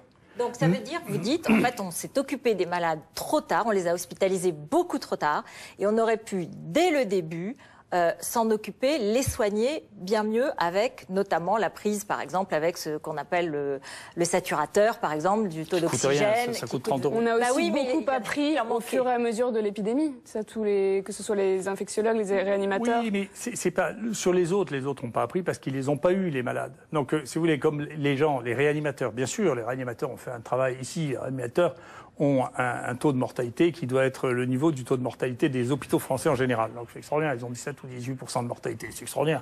Ce qu'ils ont fait est magique, quoi. C'est extraordinaire. Et eux, à la différence de ce qui s'est passé dans l'Est, ils ont pris tous les âges. Et donc l'âge moyen des gens qui sont morts en réanimation à Marseille, c'est 75 ans. Vous vous rendez compte? C'est l'âge moyen des morts. Vous vous dites que si on avait eu les moyens, c'est-à-dire les tests, et... Les moyens, c'est la volonté. Alors, on va y revenir. Si on avait eu les moyens, on aurait pu sauver beaucoup plus de gens que ce qu'on a fait? Vraiment? C'est ce que je crois. C'est toute la question, de toute manière. C'est toute la question. Et donc, la volonté, on l'a pas eu, la volonté. Parce qu'on disait qu'on n'avait pas de test. Ça veut dire qu'on n'a pas eu la volonté. Écoutez, on a demandé à des gens qui s'imaginaient avoir le monopole du diagnostic s'il fallait faire des tests à tout le monde, ce qui veut dire qu'ils auraient perdu leur monopole instantanément, que tout le monde allait le faire. Moi, quand on m'a demandé si le privé pouvait le faire ici, vous imaginez que ça me fait de la peine que le privé fasse... On était complètement submergés, on a fait jusqu'à 4000 tests par jour. Donc, si vous voulez, donc il fallait diffuser. Vous savez, faire de la PCR avec ça ou n'importe quoi d'autre, c'est tout pareil. Enfin, la PCR, c'est l'examen le plus simple du monde. Vous avez dit hier dans votre vidéo que vous aviez fait 150 000 tests. Ouais. Avant, c'était 130 000. Combien vous en avez fait réellement? Et comment avez-vous réussi à vous fournir en écouvillon, en réactif, tout ce qui a manqué au niveau national et qui nous a mené à une stratégie restrictive? Non, c'est pas ça que vous faites à la fois les questions, les réponses et les conclusions. Alors, posez-moi une question, je vous répondrai. C'est la question. Comment vous êtes-vous fourni? Ne soyez pas désagréable, hein. Alors. Non. Une question. Comment? Donc ça, c'est une question. Je veux vous dire, on s'est fourni parce que d'abord, effectivement, heureusement, on avait un peu de marge avec la Fondation qui a payé pour 1,2 million de matériel supplémentaire pour pouvoir utiliser différents types de techniques de PCR. On a répondu aux laboratoires vétérinaires qui proposaient leur aide à toute la France. Et il n'y a que nous qui leur ont dit oui. En particulier le laboratoire vétérinaire de Lyon. Ils nous ont donné de quoi faire 50 000 tests pour nous dépanner. Donc ça, c'est une chose à laquelle on a répondu. Et au fur et à mesure, eh bien, il y a des tests qu'on a requalifiés. Il y a des tests c'est-à-dire que, vous savez, c'est la guerre. C'est-à-dire, on passe son temps à se battre pour avoir les matériels, les réactifs. Vous voulez le savoir, il n'y avait pas de masque dans ce pays. Il n'y avait pas de gants. Il n'y avait pas de blouse. Je peux vous le dire, je ne sais pas si ça lui fera plaisir. Comment vous l'expliquez? Écoutez, il y a une désorganisation avec des gens qui ne sont pas là. Vous savez, moi je croyais depuis le départ... Vous dites quoi? Vous dites la Direction générale de la santé, le gouvernement, les responsables sanitaires n'ont pas prévu, n'ont pas fait ce qu'il fallait. La stratégie, les moyens n'étaient pas là. C'est important quand même. Je pense que, si vous voulez, c'est ce que j'ai conseillé quand on me l'a demandé, c'était du domaine du secrétariat général de la Défense nationale. C'était plus le problème de la santé. C'est une question d'organisation quasi militaire. C'est une question de réquisition. Vous savez ça, les gens me l'ont dit quand j'ai discuté. Nous, à un moment, on était en rupture de stock avec Qiagen, qui était celui qui est notre fournisseur principal. Et ils nous ont expliqué, c'est pas compliqué. Trump nous a convoqués. Il n'y a plus rien qui sort d'Amérique, il gargote tout. On a fait ça aussi à un moment, on a réquisitionné aussi. Très bien, trop tard, c'est ça? Mais on l'a fait. Trop tard, et qu'il fallait faire les 3 ou 4 boîtes qui étaient capables de faire. Et je vous assure, moi, quand j'ai rencontré les gens du conseil scientifique, il y avait 2 qui parlaient de modélisation, le 3e qui parlait de vaccins. On parlait pas de choses sérieuses. C'est pour ça que je suis parti. Si vous voulez, les choses sérieuses, c'est en pratique. Et vous voyez bien, vous restez sur une longueur d'onde qui est pourquoi vous faites pas de la randomisation. Ce qui m'intéressait, c'est de traiter les malades, les prendre en charge, de traiter les malades et efficacité. Je peux vous dire, vous savez comment on a eu les gants? Il y a Bernard Arnault qui a dit qu'est-ce qu'il m'a téléphoné. Il m'a pas téléphoné, il m'a fait téléphoner par un ami en disant est-ce que vous acceptez de lui parler? Je dis oui, j'accepte de lui parler. Toutes les aides sont bienvenues. Donc il m'a dit qu'est-ce que je peux faire pour vous? Je lui ai dit j'ai besoin de 50 000 paires de gants. Il m'a dit bon, 4 jours après on les avait. Après je l'ai rappelé, je lui ai dit vous pouvez m'aider encore? Il m'a dit oui. Je lui ai dit très bien, j'ai besoin de 20 000 blouses. Dedans, donc les gens ont eu des blouses livrées par LVMH, ce qui est quand même remarquable. Donc le président Macron, il est entouré de gens qui n'ont pas su faire ça? Je vous tirerai les conclusions. Non, mais je vous pose la question. Mais moi, je vous dis qu'on pouvait le faire. Après, à votre niveau, peut-être que les quantités sont trop importantes. Écoutez, il faut d'abord essayer. La CGM m'a livré des dizaines de milliers de masques. Donc, si vous voulez, c'est la guerre. C'est-à-dire que l'intendant, vous fixez les objectifs. Je m'excuse, moi j'ai une famille d'officiers et de médecins depuis très longtemps. Tout le monde le sait. Bon. Encore une fois, c'est ce que disait le général de Gaulle, l'intendant suivra. Vous demandez pas aux gens est-ce qu'on peut le faire demain, vous dites il faut le faire. Voilà, comment on fait pour faire ça? Et si les gens qui sont là ne sont pas capables de le faire, vous les changez. Peut-être qu'on va revenir juste sur le traitement qui est associé à votre nom maintenant, et on reviendra après sur l'épidémie avec vous, Margot. Mais le traitement, vous avez quand même varié plusieurs fois. Vous avez dit d'abord de la chloroquine, puis après de l'hydroxychloroquine, après de l'azithromycine. Vous avez dit d'abord il faut le donner au début, puis à la fin, puis après c'est qu'au début. Vous avez cherché, et vous êtes comme tout le monde, vous avez aussi cherché, parce que vous êtes aussi trompé au début. Vous avez aussi dit, on peut peut-être le réécouter, vous avez aussi dit que finalement, c'était pas... Tout le monde s'émouvait, tout le monde s'inquiétait pour pas grand-chose. On va l'écouter. Il se passe un truc où il y a 3 Chinois qui meurent et ça fait une alerte mondiale, l'OMS s'en mêle, ça passe à la radio, à la télévision. S'il y a un bus qui tombe au Pérou, on va dire les accidents de la route tuent de plus en plus, tout ça est fou. C'est-à-dire qu'il n'y a plus aucune lucidité. Je sais pas, les gens n'ont pas de quoi s'occuper, alors on va chercher en Chine de quoi avoir peur, parce qu'ils n'arrivent pas à regarder ce dont ils pourraient avoir peur en restant en France. Voilà, c'est pas sérieux. Et si vous voulez, encore une fois, il faut laisser le temps au temps. Si vous regardez en Chine l'effet du Covid sur la mortalité en Chine, vous verrez que c'est peanuts. Ça fait 5000 morts en Chine. Vous le croyez sincèrement? C'est vrai que les scientifiques chinois sont excellents, mais vous croyez vraiment, quand vous voyez la file de familles qui vont chercher leurs urnes, qu'il n'y a eu que 4000 morts à Wuhan et dans le Hubei? Écoutez, je ne sais pas qui ment le plus au monde. Hein. Moi honnêtement, franchement, les mensonges absolument atroces qui sont sortis dans le New England Journal of Medicine, dans le Lancet, et qu'ont répercuté nos autorités françaises, je ne sais pas si les Chinois mentent autant que ça. Vous croyez qu'ils mentent autant que ça? C'est un régime autoritaire, c'est pas une démocratie, c'est tout. Oui, mais vous voyez où nous en sommes, nous. Vous n'avez pas honte, vous? Moi, j'ai honte, hein. Enfin, honnêtement. Vous savez, moi, je vois bien cette bascule vers l'Extrême-Orient, je la vois. Hein. Mais là, maintenant, moi, je trouve qu'on est dans une situation qui est atroce. Hein. Pour des raisons qui sont multiples, là aussi, probablement le temps triera, si vous voulez. Le Lancet, le New England et le British Medical Journal, qui étaient des références pour nous, font des articles qui sont bidouillés, ils acceptent des machins, tout étant au service de leur opinion. Si vous voulez. On est en déclin. Ah, c'est pas là. Là, on est passé du côté obscur. Hein. Vous avez quelque chose qui se passe, qui est que il y a toute une génération de gens qui depuis 20 ans, dans les maladies infectieuses, font des essais thérapeutiques qui, d'ailleurs, de mon point de vue, ne servent à rien. Qui n'ont pas changé l'espérance de vie des maladies pour lesquelles ils les ont traitées. Ce qui est le cas de la plupart de ces grands essais randomisés sur des milliers de personnes. Si vous avez besoin de milliers de personnes dans des effets randomisés, c'est que vous montrez des effets qui sont tellement marginaux que dans la pratique médicale, en réalité, ils sont invisibles.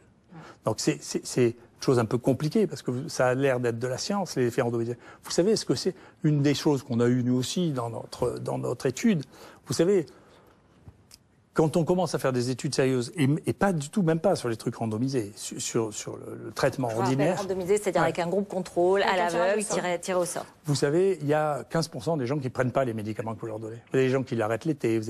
Et donc, quand vous cherchez des différences qui sont à 1%, vous vous fichez du monde. C'est pas vrai. D'accord? Le soin, c'est ce que j'essaie de vous expliquer quand même, médecin, le soin joue un rôle absolument essentiel dans le résultat. Et bien entendu, le fait qu'une molécule marche dans 1% de cas de plus ou de moins, ça peut jouer un rôle, mais en réalité, la qualité de l'issue, la mortalité à la fin ou l'amélioration à la fin, elle dépend du médecin et elle dépend du malade. De la confiance qu'a le malade, de son adhésion au traitement, c'est ça qui est important. Ces études, la plupart du temps, n'ont aucun sens. Pas plus dans les maladies infectieuses qu'en cardiologie, qu'en diabétologie. Que cherchent alors de Lancet, que cherchent vos détracteurs qui ne veulent pas... De quoi vivent-ils? Alors oui, c'est ça. Vous voulez dire qu'en fait, ils sont à la solde des labos, c'est ça? C'est pas ça. Mais ils sont dans un écosystème, comme encore une fois, vous voyez, environnement, oui. Un écosystème dans lequel ils ont toujours... Les gens qui sont là-dedans n'ont jamais eu une idée de recherche. Ils ont servi d'intermédiaire entre des gens qui, à l'industrie, avaient des idées et qui leur ont demandé d'inclure des malades pour valider et des fois aussi pour les habituer à prescrire des médicaments dont on n'est pas sûr qu'ils aient un usage réel supplémentaire par rapport aux molécules anciennes. Mais vous travaillez aussi avec des labos. Il y a un labo qui a été à l'IHU pendant très longtemps, Sanofi. Non, pas du tout. Jusqu'en 2015. Non, pas du tout, il n'a jamais été là. Non, c'est sur votre site aujourd'hui, de l'IHU. Il y a plusieurs labos. Non. Enfin, je veux dire, les labos, c'est pas non plus... Ils ont trouvé des médicaments contre le cancer, contre l'hépatite, contre le sida. Non, mais vous voulez me... C'est pas que je sois pour les labos, je m'en fiche, mais vous voulez que c'est la contradiction. Il faut écouter les contradictions. Vous voulez bien écouter ma réponse? Oui. Je vous remercie. Quand nous avons créé l'IHU, il y avait des conditions pour créer l'IHU, d'accord, qui ont été créées par l'appel d'offres de l'IHU, qui demandait qu'il y ait des industriels qui fassent partie des gens qui financeraient initialement l'IHU, soit comme fondateur. Et donc, nous avons un fondateur qui a été une fondation privée qui est Mérieux, avec qui on a des liens, mais qui ne sont pas des liens de travail. Je vous expliquerai d'ailleurs pour la raison pour laquelle c'est impossible. Et deuxièmement, moi, j'avais contacté Sanofi pour la même raison d'ailleurs que maintenant. C'est parce que je pense qu'un des enjeux majeurs de l'avenir, c'est la réutilisation des molécules anciennes et que Sanofi a beaucoup de molécules anciennes, d'ailleurs, parmi lesquelles, enfin, il y a 40 boîtes qui font des génériques d'hydroxychloroquine, dont Sanofi. Donc, c'était pas la question. Et donc, Sanofi, au départ, a paru intéressé, et donc, il n'a jamais financé de recherche, ni d'équipe de recherche, ni rien du tout. Non seulement ça, mais la loi des fondations fait que vous ne pouvez pas recevoir d'argent dans une fondation dont la finalité soit prévue. C'est impossible. Vous savez ça. Oui. Donc, on ne peut, quand vous recevez de l'argent dans une fondation, vous ne pouvez pas utiliser cet argent pour quelque chose qui a à voir avec cette fondation. Vous n'avez pas le droit, c'est illégal. Donc, bien sûr, on l'a pas fait. Alors, on va revenir ensemble sur l'épidémie. Et parce que Sanofi, vu qu'ils n'étaient pas intéressés, j'en sais rien, par le repositioning, je pense que c'est une erreur majeure. Il y a plusieurs molécules qu'on aurait bien voulu repositionner. C'est eux qui se sont retirés. C'est ce qu'ils ont dit. Oui. Tout à fait. D'ailleurs, Sanofi a publié une note aux professionnels de santé pour les mettre en garde contre l'utilisation du plaquenil, donc qu'ils produisent de l'hydroxychloroquine contre le Covid-19. Donc il n'y a pas que les autorités sanitaires, si même le producteur du médicament le dit. Oui, mais alors, ce que ça me fout, je ne comprends pas votre question. Ok. Vous faites un commentaire, je m'en fous complètement. D'accord. Ça ne m'intéresse pas. Mais... Encore une fois, vous ne croyez pas que je demande j'ai pas demandé à Sanofi son avis, jamais. Enfin, je m'en fous de ce qu'il pense. Vous avez votre conviction et vous nous dites j'ai raison. Non, j'ai pas ma conviction. On va parler de l'épidémie quand même. On va parler de l'épidémie. Non, mais écoutez, au bout d'un moment, je ne peux pas faire plus parce que, au bout d'un moment, encore une fois, je vous dis, on ne fait pas partie du même écosystème. Donc on essaie de communiquer, mais il y a des limites à ça. Vous êtes dans un monde dans lequel votre information est médiée. D'accord ? Vous êtes d'accord ? Moi, je suis le médiateur de mon information. D'accord ? Vous n'avez pas d'information directe. Non. Moi, j'ai des informations directes. Donc, vous comprenez bien que notre réaction par rapport à cette situation n'est pas de même nature. Nous ne faisons pas le même métier. Donc, quand vous dites, lui me dit ça, vous me dites ça, ça m'est égal ce que vous disent les autres. Moi, mon opinion, elle n'est pas modulée, ni par ce que vous dites, ni parce que dit qui que ce soit que vous invitiez à la télévision, je m'en fous. On va revenir sur l'épidémie. Où en est-on ? Vous avez été l'un des premiers à soulever l'hypothèse d'une saisonnalité du virus. Est-ce qu'on peut prévoir ce qu'il va se passer à l'automne? Est-ce qu'il peut revenir ce virus? Ou est-ce que c'est son histoire naturelle de régresser? Je vois que vous faites l'exégèse de mes textes, mais vous faites ça assez mal, parce que je passe mon temps à dire que je prévois jamais rien. Donc c'est quand même... Mais en même temps, vous le prévoyez. Vous dites et puis en même temps, vous prévoyez. Et en même temps, vous dites... Non, si vous vous contredisez. Non. Bon, si, comme tout le monde, c'est humain. Non, mais il est probable qu'avec tout ce que je parle, je dis des bêtises comme tout le monde. Comme tout le monde. Bien sûr, parce que c'est une règle mécanique. Il n'y a que ceux qui parlent jamais qui disent jamais de bêtises. Bah donc, voilà. Plus on parle, plus on risque de dire des bêtises. Cela étant, pour vous répondre, je n'ai pas prédit que ça serait saisonnier. J'ai dit que la plupart des maladies virales respiratoires dans les pays tempérés, étaient saisonnières. Pour des raisons que je ne connais pas et avec un délai ou une forme de la courbe qui est dépendante de très multiples facteurs, dont y compris l'intervention politique, y compris le traitement quand il diminue la durée de la charge virale, y compris l'humidité, le soleil, la vitamine D. Et donc aujourd'hui, on en est, à votre avis? Aujourd'hui, on voit bien que petit à petit, tout ça est en train de disparaître pour l'instant. Après, est-ce que ça reviendra en automne ou est-ce que ça reviendra en hiver? J'en sais rien. Ce qui s'est passé, c'est que, si vous voulez, moi, j'ai toutes les courbes de toutes les infections virales respiratoires ici depuis 10 ans. Donc, je sais bien ce qui se passe en général. Quand elle a commencé à être sur le bas de la courbe, c'est le moment où le président a fait l'honneur de venir. Je lui dis, vous voyez, là, on commence à être sur la courbe descendante. Et donc, si les choses se passent comme habituellement, vous voyez, c'est un peu une courbe de Gauss. Et donc, on voit où est le sommet et ça devrait s'arrêter en mai. Vous aviez écrit fin de partie, et c'était il y a 4 mois quand même. Alors, c'est maintenant la fin de partie. Non, en Chine, encore une fois. D'accord. Non, mais soyez de bonne foi. Écoutez bien, parce qu'il n'y avait pas encore de cas en France. En Chine, c'est ce qui s'est passé. Il n'y a plus de cas à ce moment-là. Et d'ailleurs, c'est la raison pour laquelle j'ai commencé. Bien sûr, après, on a fait notre expérience, tous collectivement, et on a modulé les choses au fur et à mesure. Mais on a commencé par par imiter ceux qui avaient l'expérience. Parce qu'effectivement, c'est ce que vous dites, c'est ceux qui ont l'expérience qu'il faut imiter, pas ceux qui ont l'expérience du sida. C'est ceux qui ont l'expérience de cette maladie-là. Et c'est les seuls qui avaient l'expérience de cette maladie-là. Ça a d'abord été les Chinois et ensuite les Coréens. Le président du conseil scientifique qui était cité par le Premier ministre jeudi dernier disait que 80% des virus de type coronavirus avaient tendance à disparaître l'été, mais que 50% de ces 80% avaient vocation à revenir l'automne. Est-ce que vous êtes d'accord avec cet ordre de grandeur ou là encore c'est impossible de prévoir? Ça ne veut rien dire. C'est une maladie saisonnière annuelle qui revient tous les ans, le coronavirus. Donc c'est pas une question. C'est pas une question, je ne comprends pas. Encore une fois, la plupart du temps, je ne comprends pas la question que vous me posez. Le coronavirus, c'est une maladie saisonnière, comme toutes les... Il y a 18 virus qui donnent des maladies saisonnières. Est-ce qu'on peut prédire la probabilité qu'ils reviennent en fonction de toutes les analyses que vous avez? Pas, mais qu'est-ce que vous vouliez prévoir du SARS en juin 2003? Ça a disparu en juillet 2003, et puis on n'a plus jamais revu. Donc c'est possible, on peut aussi peut-être jamais le revoir. Et vous savez, ça dépend du réservoir, de la persistance du réservoir. On ne sait pas s'il y a un réservoir persistant dans les zoonoses, on n'en sait rien. On ne sait pas s'il va rester les porteurs. La question la plus importante pour répondre à cette question, c'est de savoir ce qui va se passer dans la zone intertropicale. Dans les zones tempérées, il y a 4 saisons. Donc il y a 4 saisons, vous vous rappelez, l'automne, l'hiver, le printemps et l'été. Très bien. Il y a des maladies qui sont saisonnières. Pas que l'hiver, hein. Il y a des maladies, dans les infections virales respiratoires, par exemple, il y a une maladie qui s'appelle le parainfluenza 3, qui donne des infections seulement au printemps et seulement en automne. C'est une maladie qui est intéressante parce que, comme le Covid, elle donne des anosmies, c'est-à-dire le fait qu'on n'arrive pas à sentir. Il n'y a pas beaucoup de maladies qui donnent ça, donc on la reconnaît. C'est ce qu'on appelle les anosmies de printemps. D'accord? Donc la saison, c'est pas un truc qui est rigide, mais nous avons une saisonnalité parce qu'on a des saisons. D'accord? Quand vous êtes dans la zone intertropicale humide, il y a globalement 2 saisons au mieux, voire à peine une saison si vous êtes vraiment sur l'équateur. Et donc, dans cette zone-là, moi je travaille beaucoup avec le Sénégal, comme chacun sait, par exemple, vous avez de la grippe toute l'année. Simplement, vous en avez plus, paradoxalement, au moment de la saison chaude, pour des raisons qui sont compliquées, c'est-à-dire pendant l'été, que pendant l'hiver. Donc vous allez observer ce qui va se passer là-bas et c'est comme ça qu'on saura. Mais bien sûr, comme d'habitude, on peut pas prévoir. Il faut observer, il faut mesurer. Nous, on a une zone au Sénégal où on va tester sans arrêt. On leur a transféré toutes les techniques. Ils ont fait plus de PCR, peut-être, qu'on a fait à Paris. Est-ce que sur le confinement, maintenant on est en train de sortir du confinement, vous trouvez que la stratégie à la fois du confinement, parce qu'il y en a maintenant qui la contestent, des professeurs de médecine, des historiens, les Suédois qui ont fait leur expérience. Est-ce que c'était la bonne chose à faire? Et est-ce que notre sortie du confinement, prudente, elle est bonne ou au contraire il faut accélérer?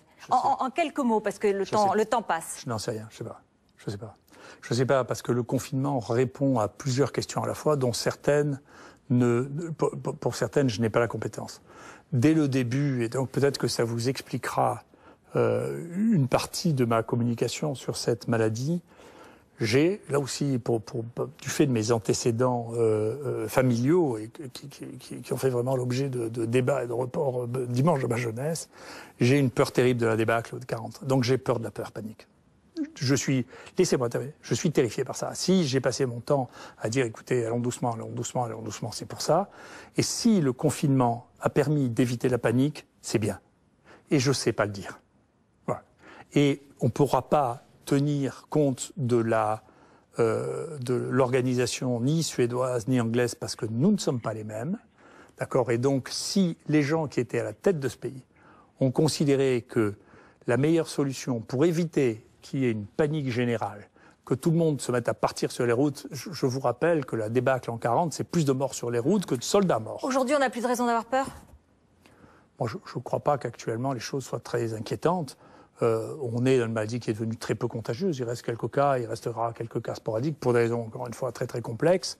Et donc, mais encore une fois, que les gens qui ont été confinés pendant 2 mois, on leur dise, écoutez, on va faire progressivement pour pas prendre de risques parce qu'il faut faire attention, je ne trouve pas ça déraisonnable. Mais comme un citoyen, encore une fois, je ne suis pas, moi, un sociologue de la gestion de la panique. Je ne peux pas vous répondre comme scientifique, donc vous me posez des questions pour lesquelles je ne suis pas plus compétent que les autres. Vous avez présenté hier dans votre vidéo votre éclairage sur le fait que les enfants étaient moins touchés et vous avez repris cette thèse de l'immunité croisée. Donc on va expliquer simplement, en fait, c'est le fait que les enfants qui aient côtoyé d'autres coronavirus qui donnent des rhumes très classiques vont leur conférer une protection contre ce nouveau coronavirus. Est-ce qu'on sait si ça marche aussi chez les adultes?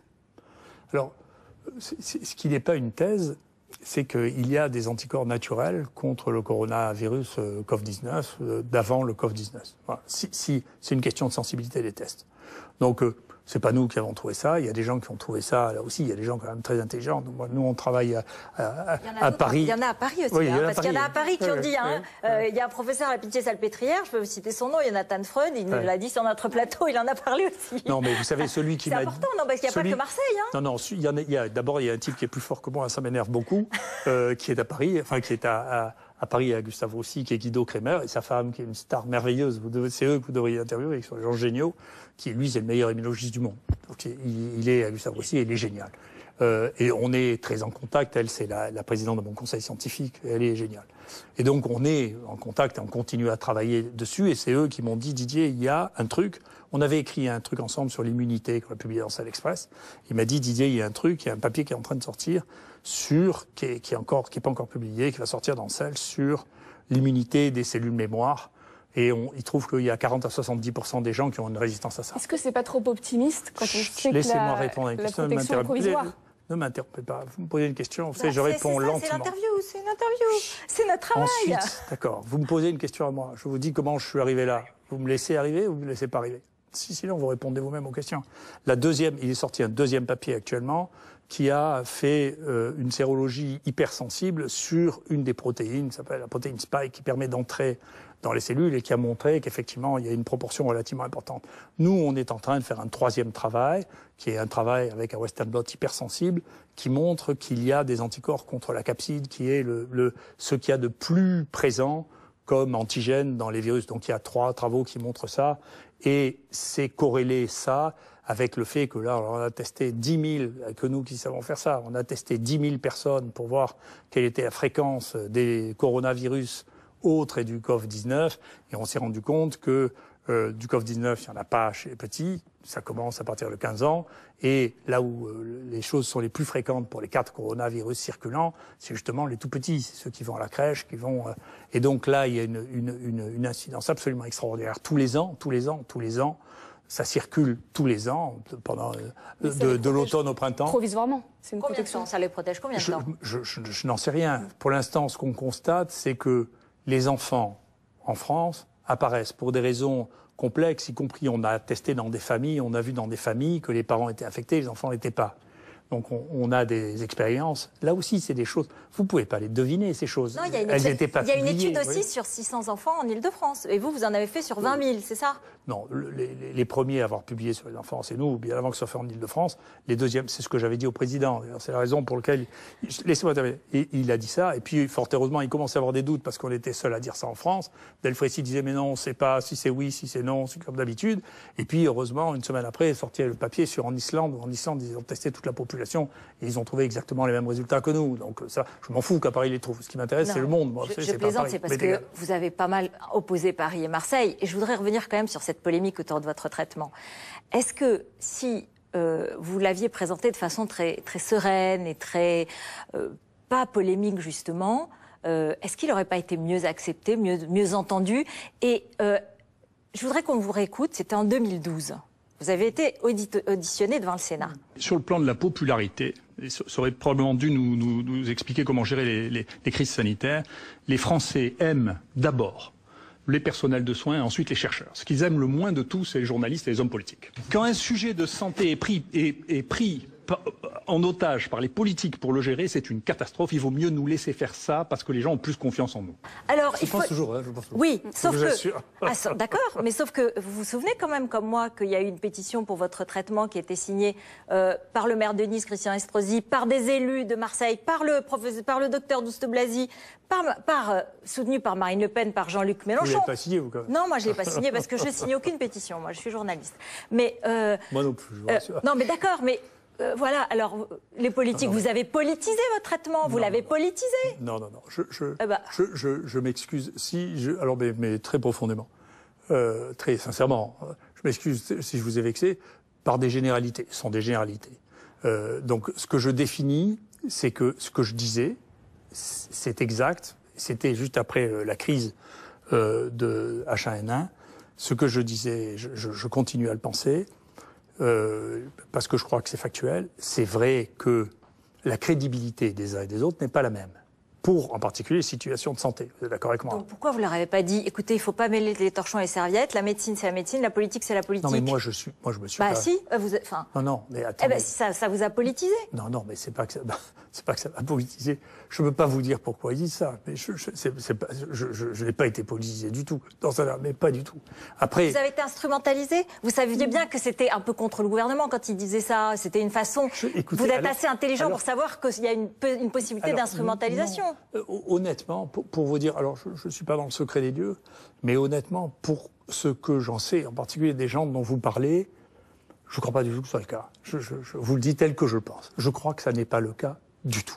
Je ne crois pas du tout que Douste Blazy était hostile à ce moment-là. Sauf Douste Blazy, écoutez, je le connais depuis 92, il fait partie de mon conseil d'administration. C'est pas le seul que j'ai cité, vous avez bien vu que j'en ai cité d'autres. Hein. Oui, Estrosi, il y a d'autres raisons pour lesquelles lui aussi m'a beaucoup aidé. Si vous voulez, au moment où il est passé à la région, il m'a beaucoup aidé financièrement. Excusez-moi. Il fait un peu ce qu'il veut. Et si vous voulez mon avis, je ne crois pas du tout, mais pas du tout, que Douste Blazy, que Estrosi était hostile à Macron. Pas du tout. Non, c'est vrai. Je ne crois pas. Juste que c'est apparu non, comme... Non, mais d'accord, c'est quand même apparu comme le traitement proposé par un héros, un sauveur... des petits contre les gros, de Marseille contre Paris, comment dire, du peuple contre les élites. Et ça, c'est apparu comme du populisme. Non, je peux vous répondre? Oui.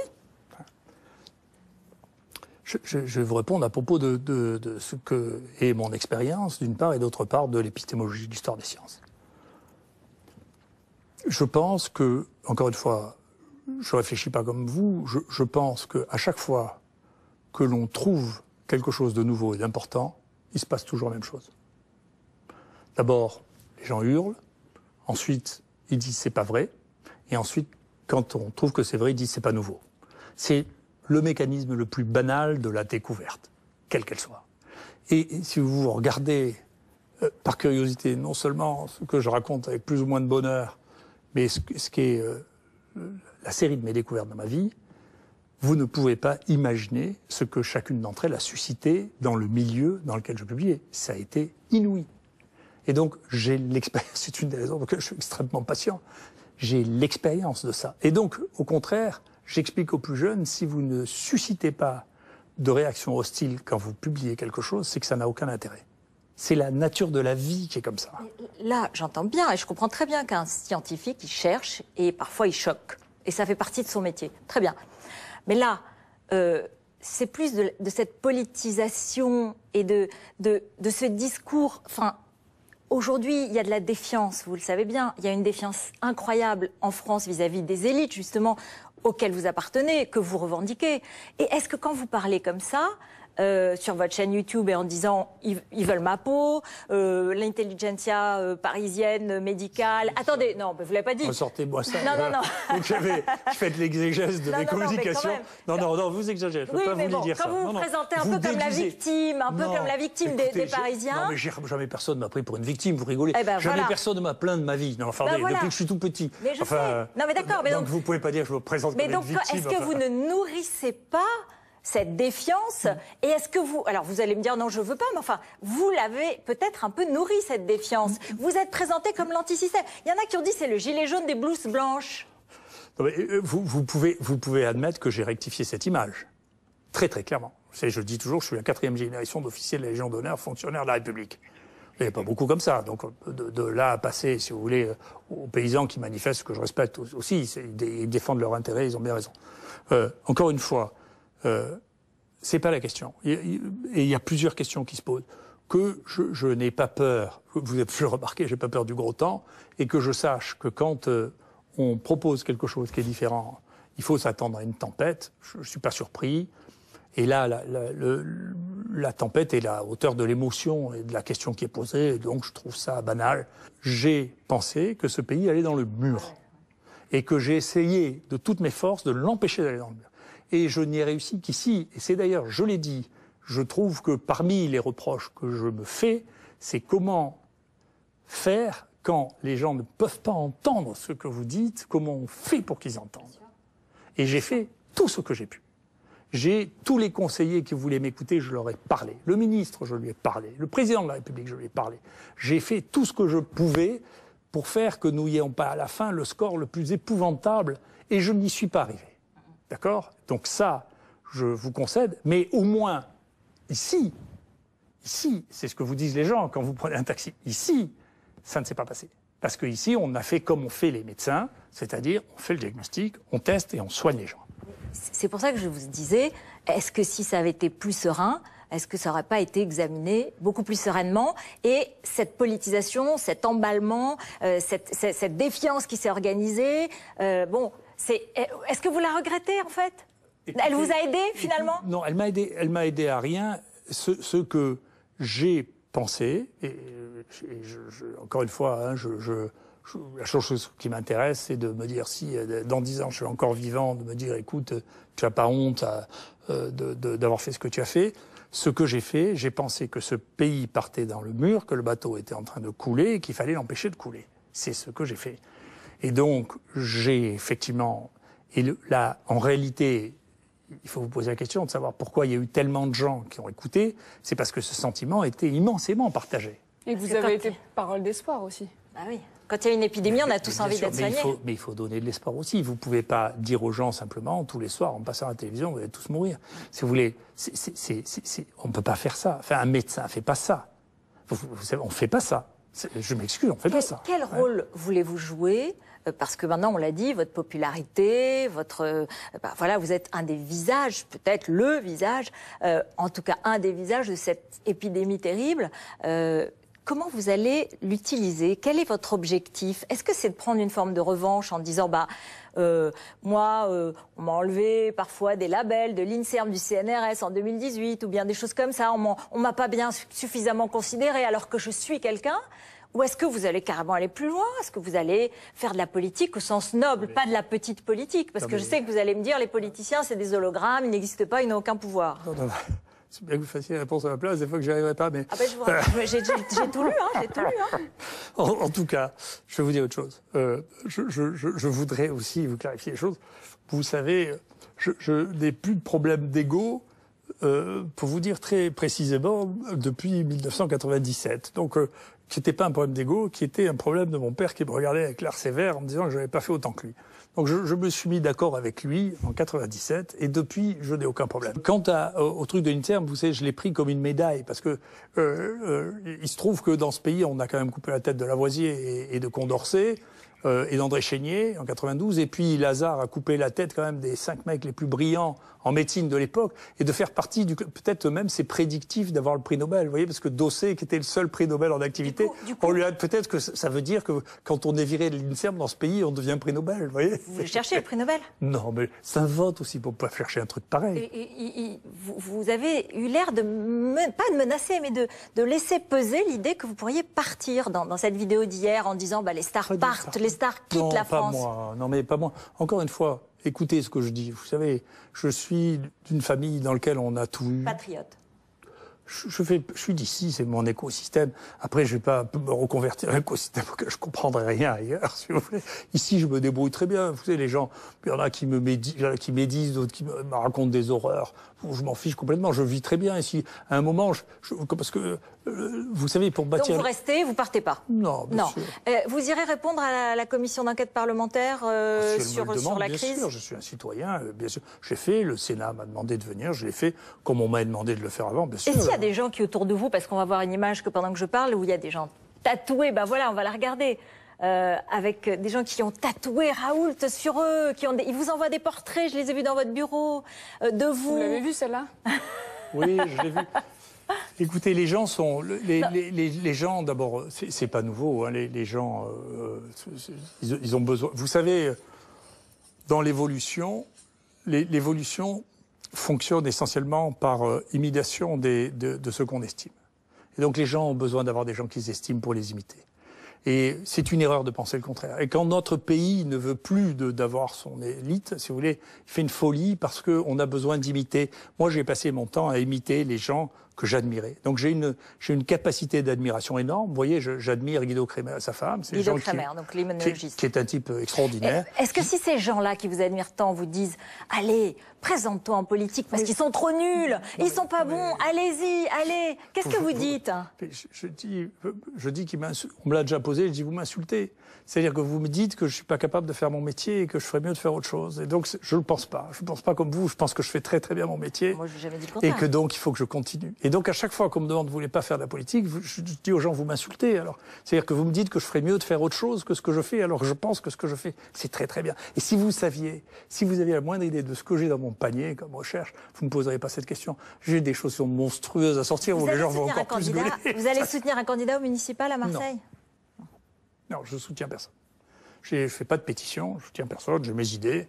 Elles sont probablement transparentes, mais je soutiens personne officiellement, je ne le ferai pas, voilà, parce que je... Votre prochaine recherche, c'est sur quoi? Ah, vous verrez bien. Hein? Vous verrez bien. Non, on a des monstres, on a des choses monstrueuses. Aussi bien technologiquement, on a des joujoux qu'on est le seul au monde à avoir. Ce qui a été plusieurs fois le cas. Vous savez, on a été les premiers à avoir des séquenceurs automatiques dans le laboratoire de microbiologie. On a été les premiers à faire les analyses protéiques systématiques dans le laboratoire de microbiologie. Et mon dernier joujou est monstrueux. Et mon dernier thème de recherche est monstrueux. J'ai hâte d'y retourner, que cette histoire se finisse et que j'y retourne. Parce que j'ai dû abandonner au milieu du chemin. Vous verrez bien.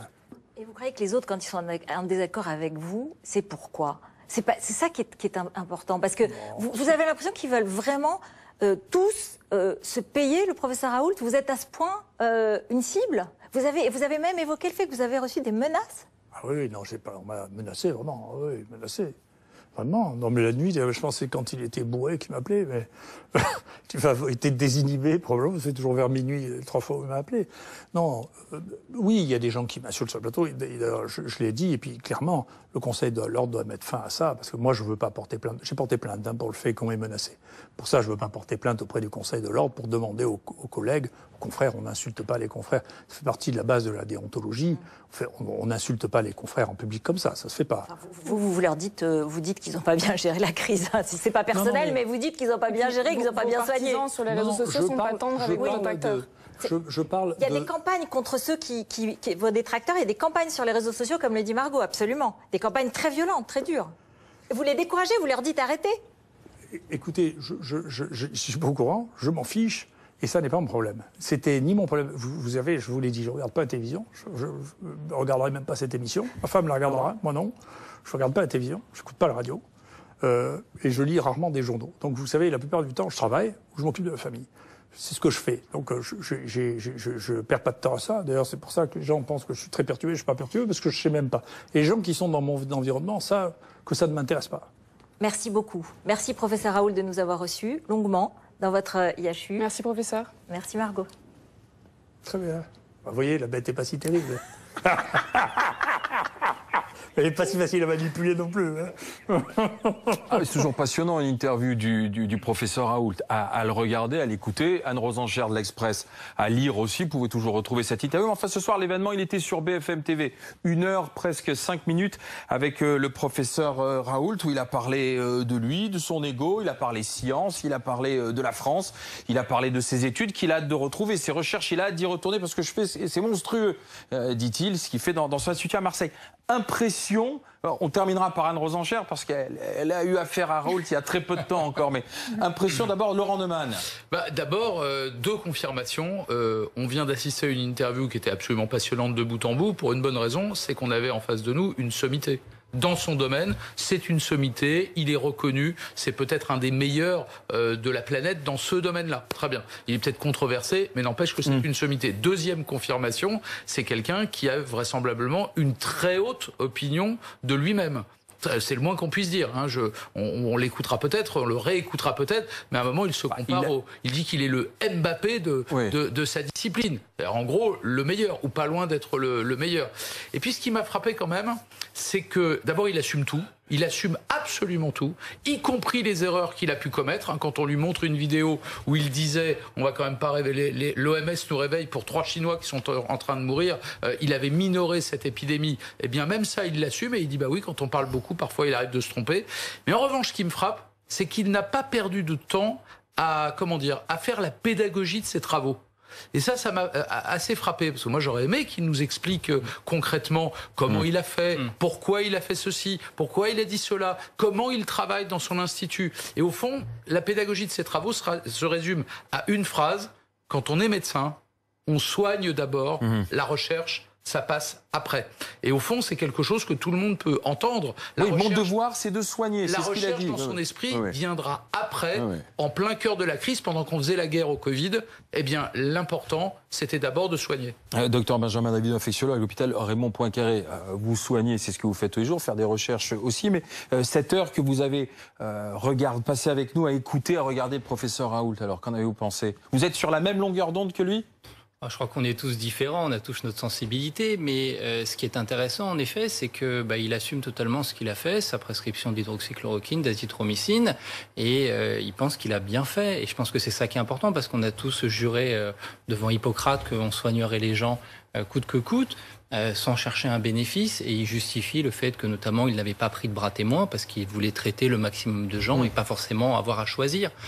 Et c'est vrai, souvenez-vous, au début de l'épidémie, on avait beaucoup de questionnements sur le fait est-ce que les réanimateurs devraient choisir, et ce fameux mot, on disait est-ce qu'il faudra trier des patients, et je pense qu'en tout cas il est fidèle à ses idées, à ses opinions, aussi bien politiques que scientifiques que médiatiques presque, et j'espère qu'on arrive à quelque chose qui ressemble à un point final sur toute cette cristallisation autour de la chloroquine. Natacha Polony, directrice de la rédaction de Marianne. Je pense que ce qui est très intéressant dans cette interview, c'est que la dimension personnelle, parfois un peu égotique du personnage, est finalement relativement atténuée, et que du coup on peut se concentrer sur le fond du discours et sur des points qui sont absolument essentiels et qui transparaissent. La question de la médiation en science, c'est-à-dire comment on fait passer le savoir de ceux qui sont les chercheurs jusqu'au grand public. Quelle est la déperdition? Quelle est la possibilité de faire comprendre? Il a eu des phrases assez intéressantes là-dessus, sur le fait qu'il n'était pas normal, disait-il, que les gens n'aient pas accès à la connaissance la plus actuelle. Et de fait, ce qui est apparu dans cette crise, c'était une espèce d'atrophie et d'ossification d'une administration de la recherche et de la science, qui n'avait plus tout à fait la conscience de l'urgence, de la nécessité de soins. Et c'est tout ça qui ressort dans cette interview. La question du rapport aux journalistes aussi. Il y a beaucoup sur notre rôle à nous de journalistes. Le fameux écosystème qu'il a dénoncé. Voilà. La question aussi de savoir si nous sommes suffisamment compétents dans certains domaines pour pouvoir jouer notre rôle de médiateur. Ensuite, il y a la question qu'il esquive un peu du rapport au peuple. C'est-à-dire qu'il joue celui qui se moque de savoir quelles ont été les conséquences de son image, comment cette image s'est faite kidnapper par certains. Il fait celui que ça n'intéresse pas, mais de fait, c'est une question majeure, de savoir pourquoi, de savoir comment. Cela dit, là où il a raison, c'est qu'en effet, le principe d'admiration est absolument essentiel, que dans un pays où toutes les institutions sont détruites, eh bien justement, la possibilité d'admirer et de respecter certains est essentielle. Il en a clairement joué, bien sûr, ça, il le nie un peu, mais en revanche, savoir comment on fait pour que ça ne se transforme pas en une radicalité, une recherche de gourou, ça aussi, c'est une question majeure. Anne Rosencher, il y a peu de temps, vous étiez pour l'Express dans le rôle comme ça d'intervieweuse à la place de Routel Krief et Margot de Frouville. Faut le faire, faut y aller quand on interviewe le professeur Raoult. C'est pas grave. Non, bien sûr. Non, mais c'est enrichissant en même temps. On apprend quelque chose aussi. Et puis, ce qui ressort, je trouve, assez dans cette interview, c'est qu'il y a aussi un côté presque parfois sympathique, bourru. Le professeur, on en a tous eu, qui commence par vous m'originer sacrément, et puis qui finit par rigoler un petit peu. Ce qui est intéressant dans son rapport aux médias, c'est pas tellement la façon dont il leur cause. Ça sert à rien. Je voyais là, en même temps, je regardais un petit peu ce qui se passait sur les réseaux sociaux. Les seuls tweets qui passent, c'est oh là là, il a osé dire ça, il a osé dire ci à tel journaliste. On s'en fiche. Ce qui est intéressant dans sa question qu'il soulève sur les médias, et là pour le coup, il y a de quoi faire des débats et des débats, c'est qu'il dit que lui incarne dans cette crise le fait de dénier l'autorité de la parole aux médias, surtout, et un peu aux politiques. Donc il dit c'est pour ça aussi qu'il y a un raidissement tel depuis le début que je suis arrivée. Franchement, je trouve qu'on avance. Natacha a raison de dire que le ton était plus posé et du coup, on arrive peut-être à plus mettre à plat quelles sont les questions qui sont posées par l'émergence de Didier Raoult. Il y a eu, je crois, un grand malentendu sur cette affaire de populisme.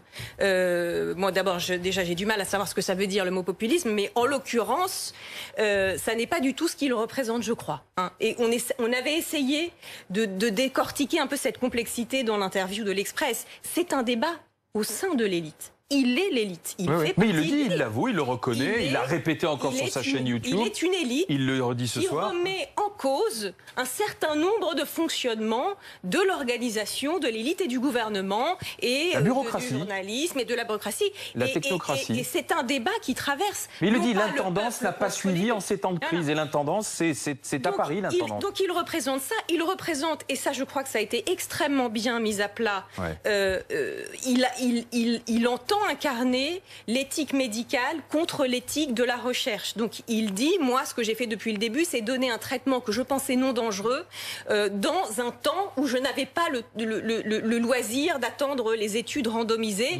et d'autres à Paris ne parlaient que de mondialisation, n'importe quoi, de modélisation, de méthode, etc.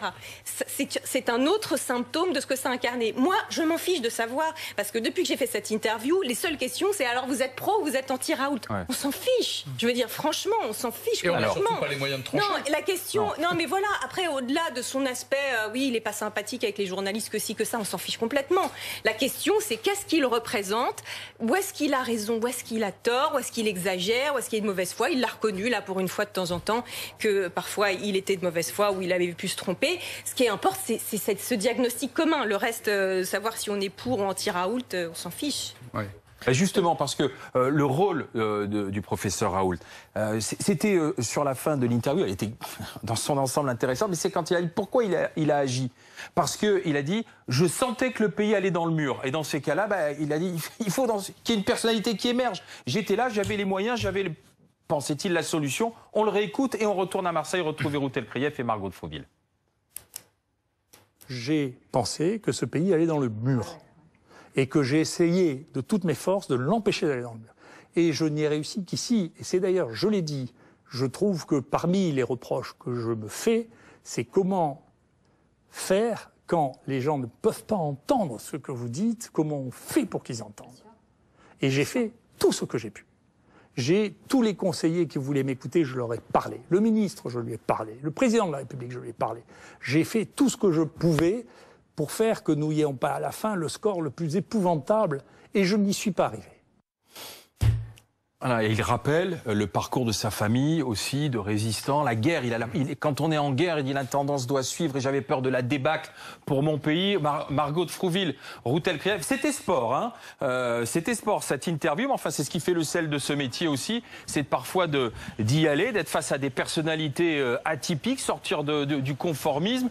Je dis c'était sport aussi pour Margot de Frouville, qui n'a pas été épargnée par le professeur Raoult, Margot. Et encore, vous n'avez pas vu la première mi-temps avant l'interview quand on est arrivé dans son bureau. Je peux vous dire qu'il y a eu une petite période de pré-match. On s'est jaugé, vous voyez. Où on sentait qu'il avait très envie de montrer qu'il avait raison, de montrer qui il était. On a eu une nouvelle démonstration, vous savez qui je suis. Voilà, c'était un moment de préchauffe qui était encore beaucoup plus soft que l'interview elle-même. Oui, c'est vrai qu'on s'est à peine assis, puisqu'on est allé le saluer avant de commencer l'interview, on s'est à peine assis qu'il a commencé à taper sur les médias. Mais ce qui est très intéressant, c'est aussi qu'on est resté 3 heures avec lui après l'interview. 3 heures au total. Et pendant les 3 heures, on a vraiment parlé de tout. Et c'était très intéressant parce que le personnage est très intéressant. Et il a une phrase qui, moi, me marquera, parce que c'est dommage, il ne l'a pas dit dans l'interview, mais il dit « Je suis le symptôme. Je ne fais que révéler une situation. » Et révéler une situation de désarroi, de mauvais fonctionnement des institutions, ou en tout cas d'un certain nombre d'administrations, de non-réactivité ou d'impuissance du politique. Et donc, je suis devenu le gourou peut-être de certaines personnes. Oui, en fait, bien sûr que ça lui fait plaisir entre nous. Vous avez bien compris, Natacha l'a dit, Anne Rosencher l'a dit, ça lui fait plaisir. Il dément, mais c'est pas possible. En revanche, il analyse assez bien pourquoi il remplit une forme de vide social, politique, scientifique, enfin peut-être pas scientifique d'ailleurs, mais plus existentielle en réalité. Oui, donc, mais Ruth, à travers très intéressant. Mais à travers cette interview, on sent aussi, on se dit, mais on a des sacrées personnalités dans ce pays. On a des gens qui sont utiles. On a des gens qui sont des bons, et on se retrouve en pleine polémique ou en affrontement, alors qu'on doit utiliser l'ensemble de ses talents. Après, il est très sûr de lui, peu importe, mais on était dans une crise sanitaire. On se dit, mais faut pas se priver de bonhommes comme lui, quoi. C'est ce qui ressort aussi de cet entretien. Alors bon, il était au conseil scientifique et puis il en est parti. Effectivement, peut-être qu'il n'a pas été écouté. Ça, moi, je n'ai pas d'informations là-dessus. Et c'est vrai qu'il a dit ça. Sur les tests, par exemple, et Margot ne me démentira pas là-dessus puisqu'elle l'a interrogé longuement sur cette question. Sur les tests, vraiment, c'était la chose à faire. On savait que la Corée du Sud le faisait. On savait qu'il fallait le faire. On le fait maintenant avec le déconfinement. Il l'a fait et il nous a raconté comment il a fait pour se débrouiller pour les avoir. Parce qu'il a ce réflexe d'épidémiologiste, de virologue qui sait comment il faut faire. Et oui, il y a eu, on le sent dans ce qu'il dit, mais on le sent et je pense que ça va être un des sujets qui va venir dans les semaines qui viennent. Il y a eu peut-être une forme, de latence. C'est un peu indulgent ce que je dis, mais d'inaction et de passivité d'un certain nombre d'administrations, d'un certain nombre de décisionnaires qui font qu'on en est arrivé à une situation grave et qui nous a conduit au confinement. Ruth, Margot, on va réécouter ce passage sur les tests parce qu'il a expliqué comment il a réagi, comment il a mobilisé les énergies et c'est remonté jusqu'à LVMH d'ailleurs. Extrait. Je veux vous dire, on s'est fourni parce que d'abord, effectivement, heureusement, on avait un peu de marge avec la fondation qui a payé pour 1,2 million de matériel supplémentaire pour pouvoir utiliser différents types de techniques de PCR. On a répondu aux laboratoires vétérinaires qui proposaient leur aide à toute la France et il n'y a que nous qui leur ont dit oui. En particulier le laboratoire vétérinaire de Lyon, ils nous ont donné de quoi faire 50 000 tests pour nous dépanner. Donc ça, c'est une chose à laquelle on a répondu. Et au fur et à mesure, eh bien, il y a des tests qu'on a requalifiés. Il y a des tests c'est-à-dire que, vous savez, c'est la guerre. C'est-à-dire, on passe son temps à se battre pour avoir les matériels, les réactifs. Vous voulez le savoir, il y avait pas de masque dans ce pays. Il n'y avait pas de gants. Il n'y avait pas de blouse. Vous savez comment on a eu les gants? Il y a Bernard Arnault qui a dit qu'est-ce qu'il m'a téléphoné. Il ne m'a pas téléphoné, il m'a fait téléphoner par un ami en disant est-ce que vous acceptez de lui parler? Je dis oui, j'accepte de lui parler. Toutes les aides sont bienvenues. Donc il m'a dit qu'est-ce que je peux faire pour vous? Je lui ai dit j'ai besoin de 50 000 paires de gants. Il m'a dit bon, 4 jours après on les avait. Après je l'ai rappelé, je lui ai dit vous pouvez m'aider encore? Il m'a dit oui. Ouais, donc il a mobilisé les énergies, on lui a dit ok, c'est ce qui vous a manqué vous justement cette réactivité, docteur Davido à l'hôpital, qu'on réagisse beaucoup plus vite comme le professeur Raoult, non? Alors pour réagir vite à l'hôpital, ce qu'on a utilisé comme outil, c'était les cellules de crise. Hein. Tous les jours on se réunissait plusieurs fois par jour pour dire ce qui manquait, pour essayer de faire remonter cette information. Alors sur la science publique, là où je travaille, vous savez, ce sont des groupes hospitaliers, donc on a une puissance de frappe plus importante. Oui. Ce qui fait d'ailleurs que nous, on a globalement peu manqué de masques. Et trop de latence dans la prise de décision. C'est un épisode malheureusement qui était inédit. Hein. C'est pas pour dire que le gouvernement a bien fait. On est tous d'accord pour dire qu'il manquait des masques. On n'avait pas de blouse, on n'avait pas de masque. Vous aussi, vous n'aviez pas de blouse, on n'avait pas de masque. Très clairement, il y a des collègues malheureusement qui ont décidé. Lui, il est allé plus vite que vous. Ils sont allés au combat. Est-ce qu'il allait plus vite? Je ne sais pas. On a eu aussi nous du matériel LVMH à la science publique. En tout cas, là où il a été beaucoup plus vite que nous, au sens large du terme, c'est qu'il a pris absolument la décision de dépister largement. Et quoi qu'on dise, et ça je pense que ça va dans le sens de son traitement, à partir du moment où il dépiste largement, il a plus de diagnostics, donc le choix se fait beaucoup plus de savoir est-ce que je traite ou est-ce que je traite pas. Et donc il a vu forcément des malades plus tôt, il a vu d'autres formes cliniques de la maladie. On a d'ailleurs tous les médecins découvert une certaine clinique au sens médical du terme, c'est-à-dire qu'on a découvert des signes de la maladie qu'on ne connaissait pas, qui n'avaient pas été décrits par les autres pays. Et là-dessus, il a été très avant-gardiste en effet. Il faut se replacer dans le contexte du début de l'épidémie, où le discours des autorités était totalement erratique. En effet, on expliquait aux gens, écoutez, restez chez vous. Ils disaient, oui, mais alors, qu'est-ce que je fais? Est-ce que ma femme doit aller travailler? Oh, oui, elle peut aller travailler. J'ai eu des témoignages de gens qui appelaient le SAMU, les machins, et on leur disait ça. Ne portez pas de masque, et si vous en avez, vous les donnez aux soignants. Exactement. Et du coup, la méthode du professeur Raoult, je veux dire, l'essentiel, c'est en effet le fait qu'il a choisi de tester ce qui semblait une évidence. Oui, il a compris avant tout le monde, c'est ce que je veux dire. Justement, c'est ça ça qui, du coup, lui donne cet ascendant sur l'ensemble des autres. C'est qu'il a tout simplement d'abord fait preuve de bon sens et ensuite de dynamisme au lieu de se planquer derrière le niveau N+1, on ne prend pas de responsabilité. Le coût des laboratoires vétérinaires, il a fallu 3 semaines pour que les autorités acceptent l'aide des laboratoires vétérinaires. Là aussi, c'est une absurdité totale que personne ne peut comprendre. Donc, du coup, quelles que soient les fanfaronnades qu'il a pu utiliser, c'est-à-dire le fait de proclamer fin de partie, par exemple, je pense que ça a très clairement crispé et que ça n'a pas aidé à ce qu'on écoute réellement ce qu'il avait à dire et qui était intéressant. Mais ça révèle en tout cas, d'abord, vraiment l'emprise de l'administration, même dans un domaine comme la science et la santé. Ça révèle le mépris pour les gens de terrain, parce que là-dedans, les médecins généralistes de ville, ils ont été méprisés à un point totalement absurde, alors que quand on parle de soins, on pourrait quand même s'appuyer sur ceux qui sont les premiers. Donc tout cela devra être réfléchi après, mais là où il a raison, oui, il est un symptôme. Il est un symptôme de la perte de confiance des citoyens en les institutions, du fait que ces institutions s'appuient sur des procédures qui sont rigides au lieu de développer l'intelligence, la réactivité, et qu'on a un énorme problème de ce côté-là, qui est que ce pays est en train de crever de ça.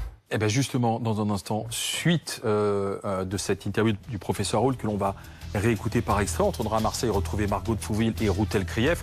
Puis vous entendez quel était le credo du professeur dans sa réactivité. Il dit, moi je suis un médecin, j'ai traité mes patients comme j'aurais traité ma famille. C'est pour ça que je suis allé vite et que j'ai essayé de faire bien. Restez avec nous sur BFM TV.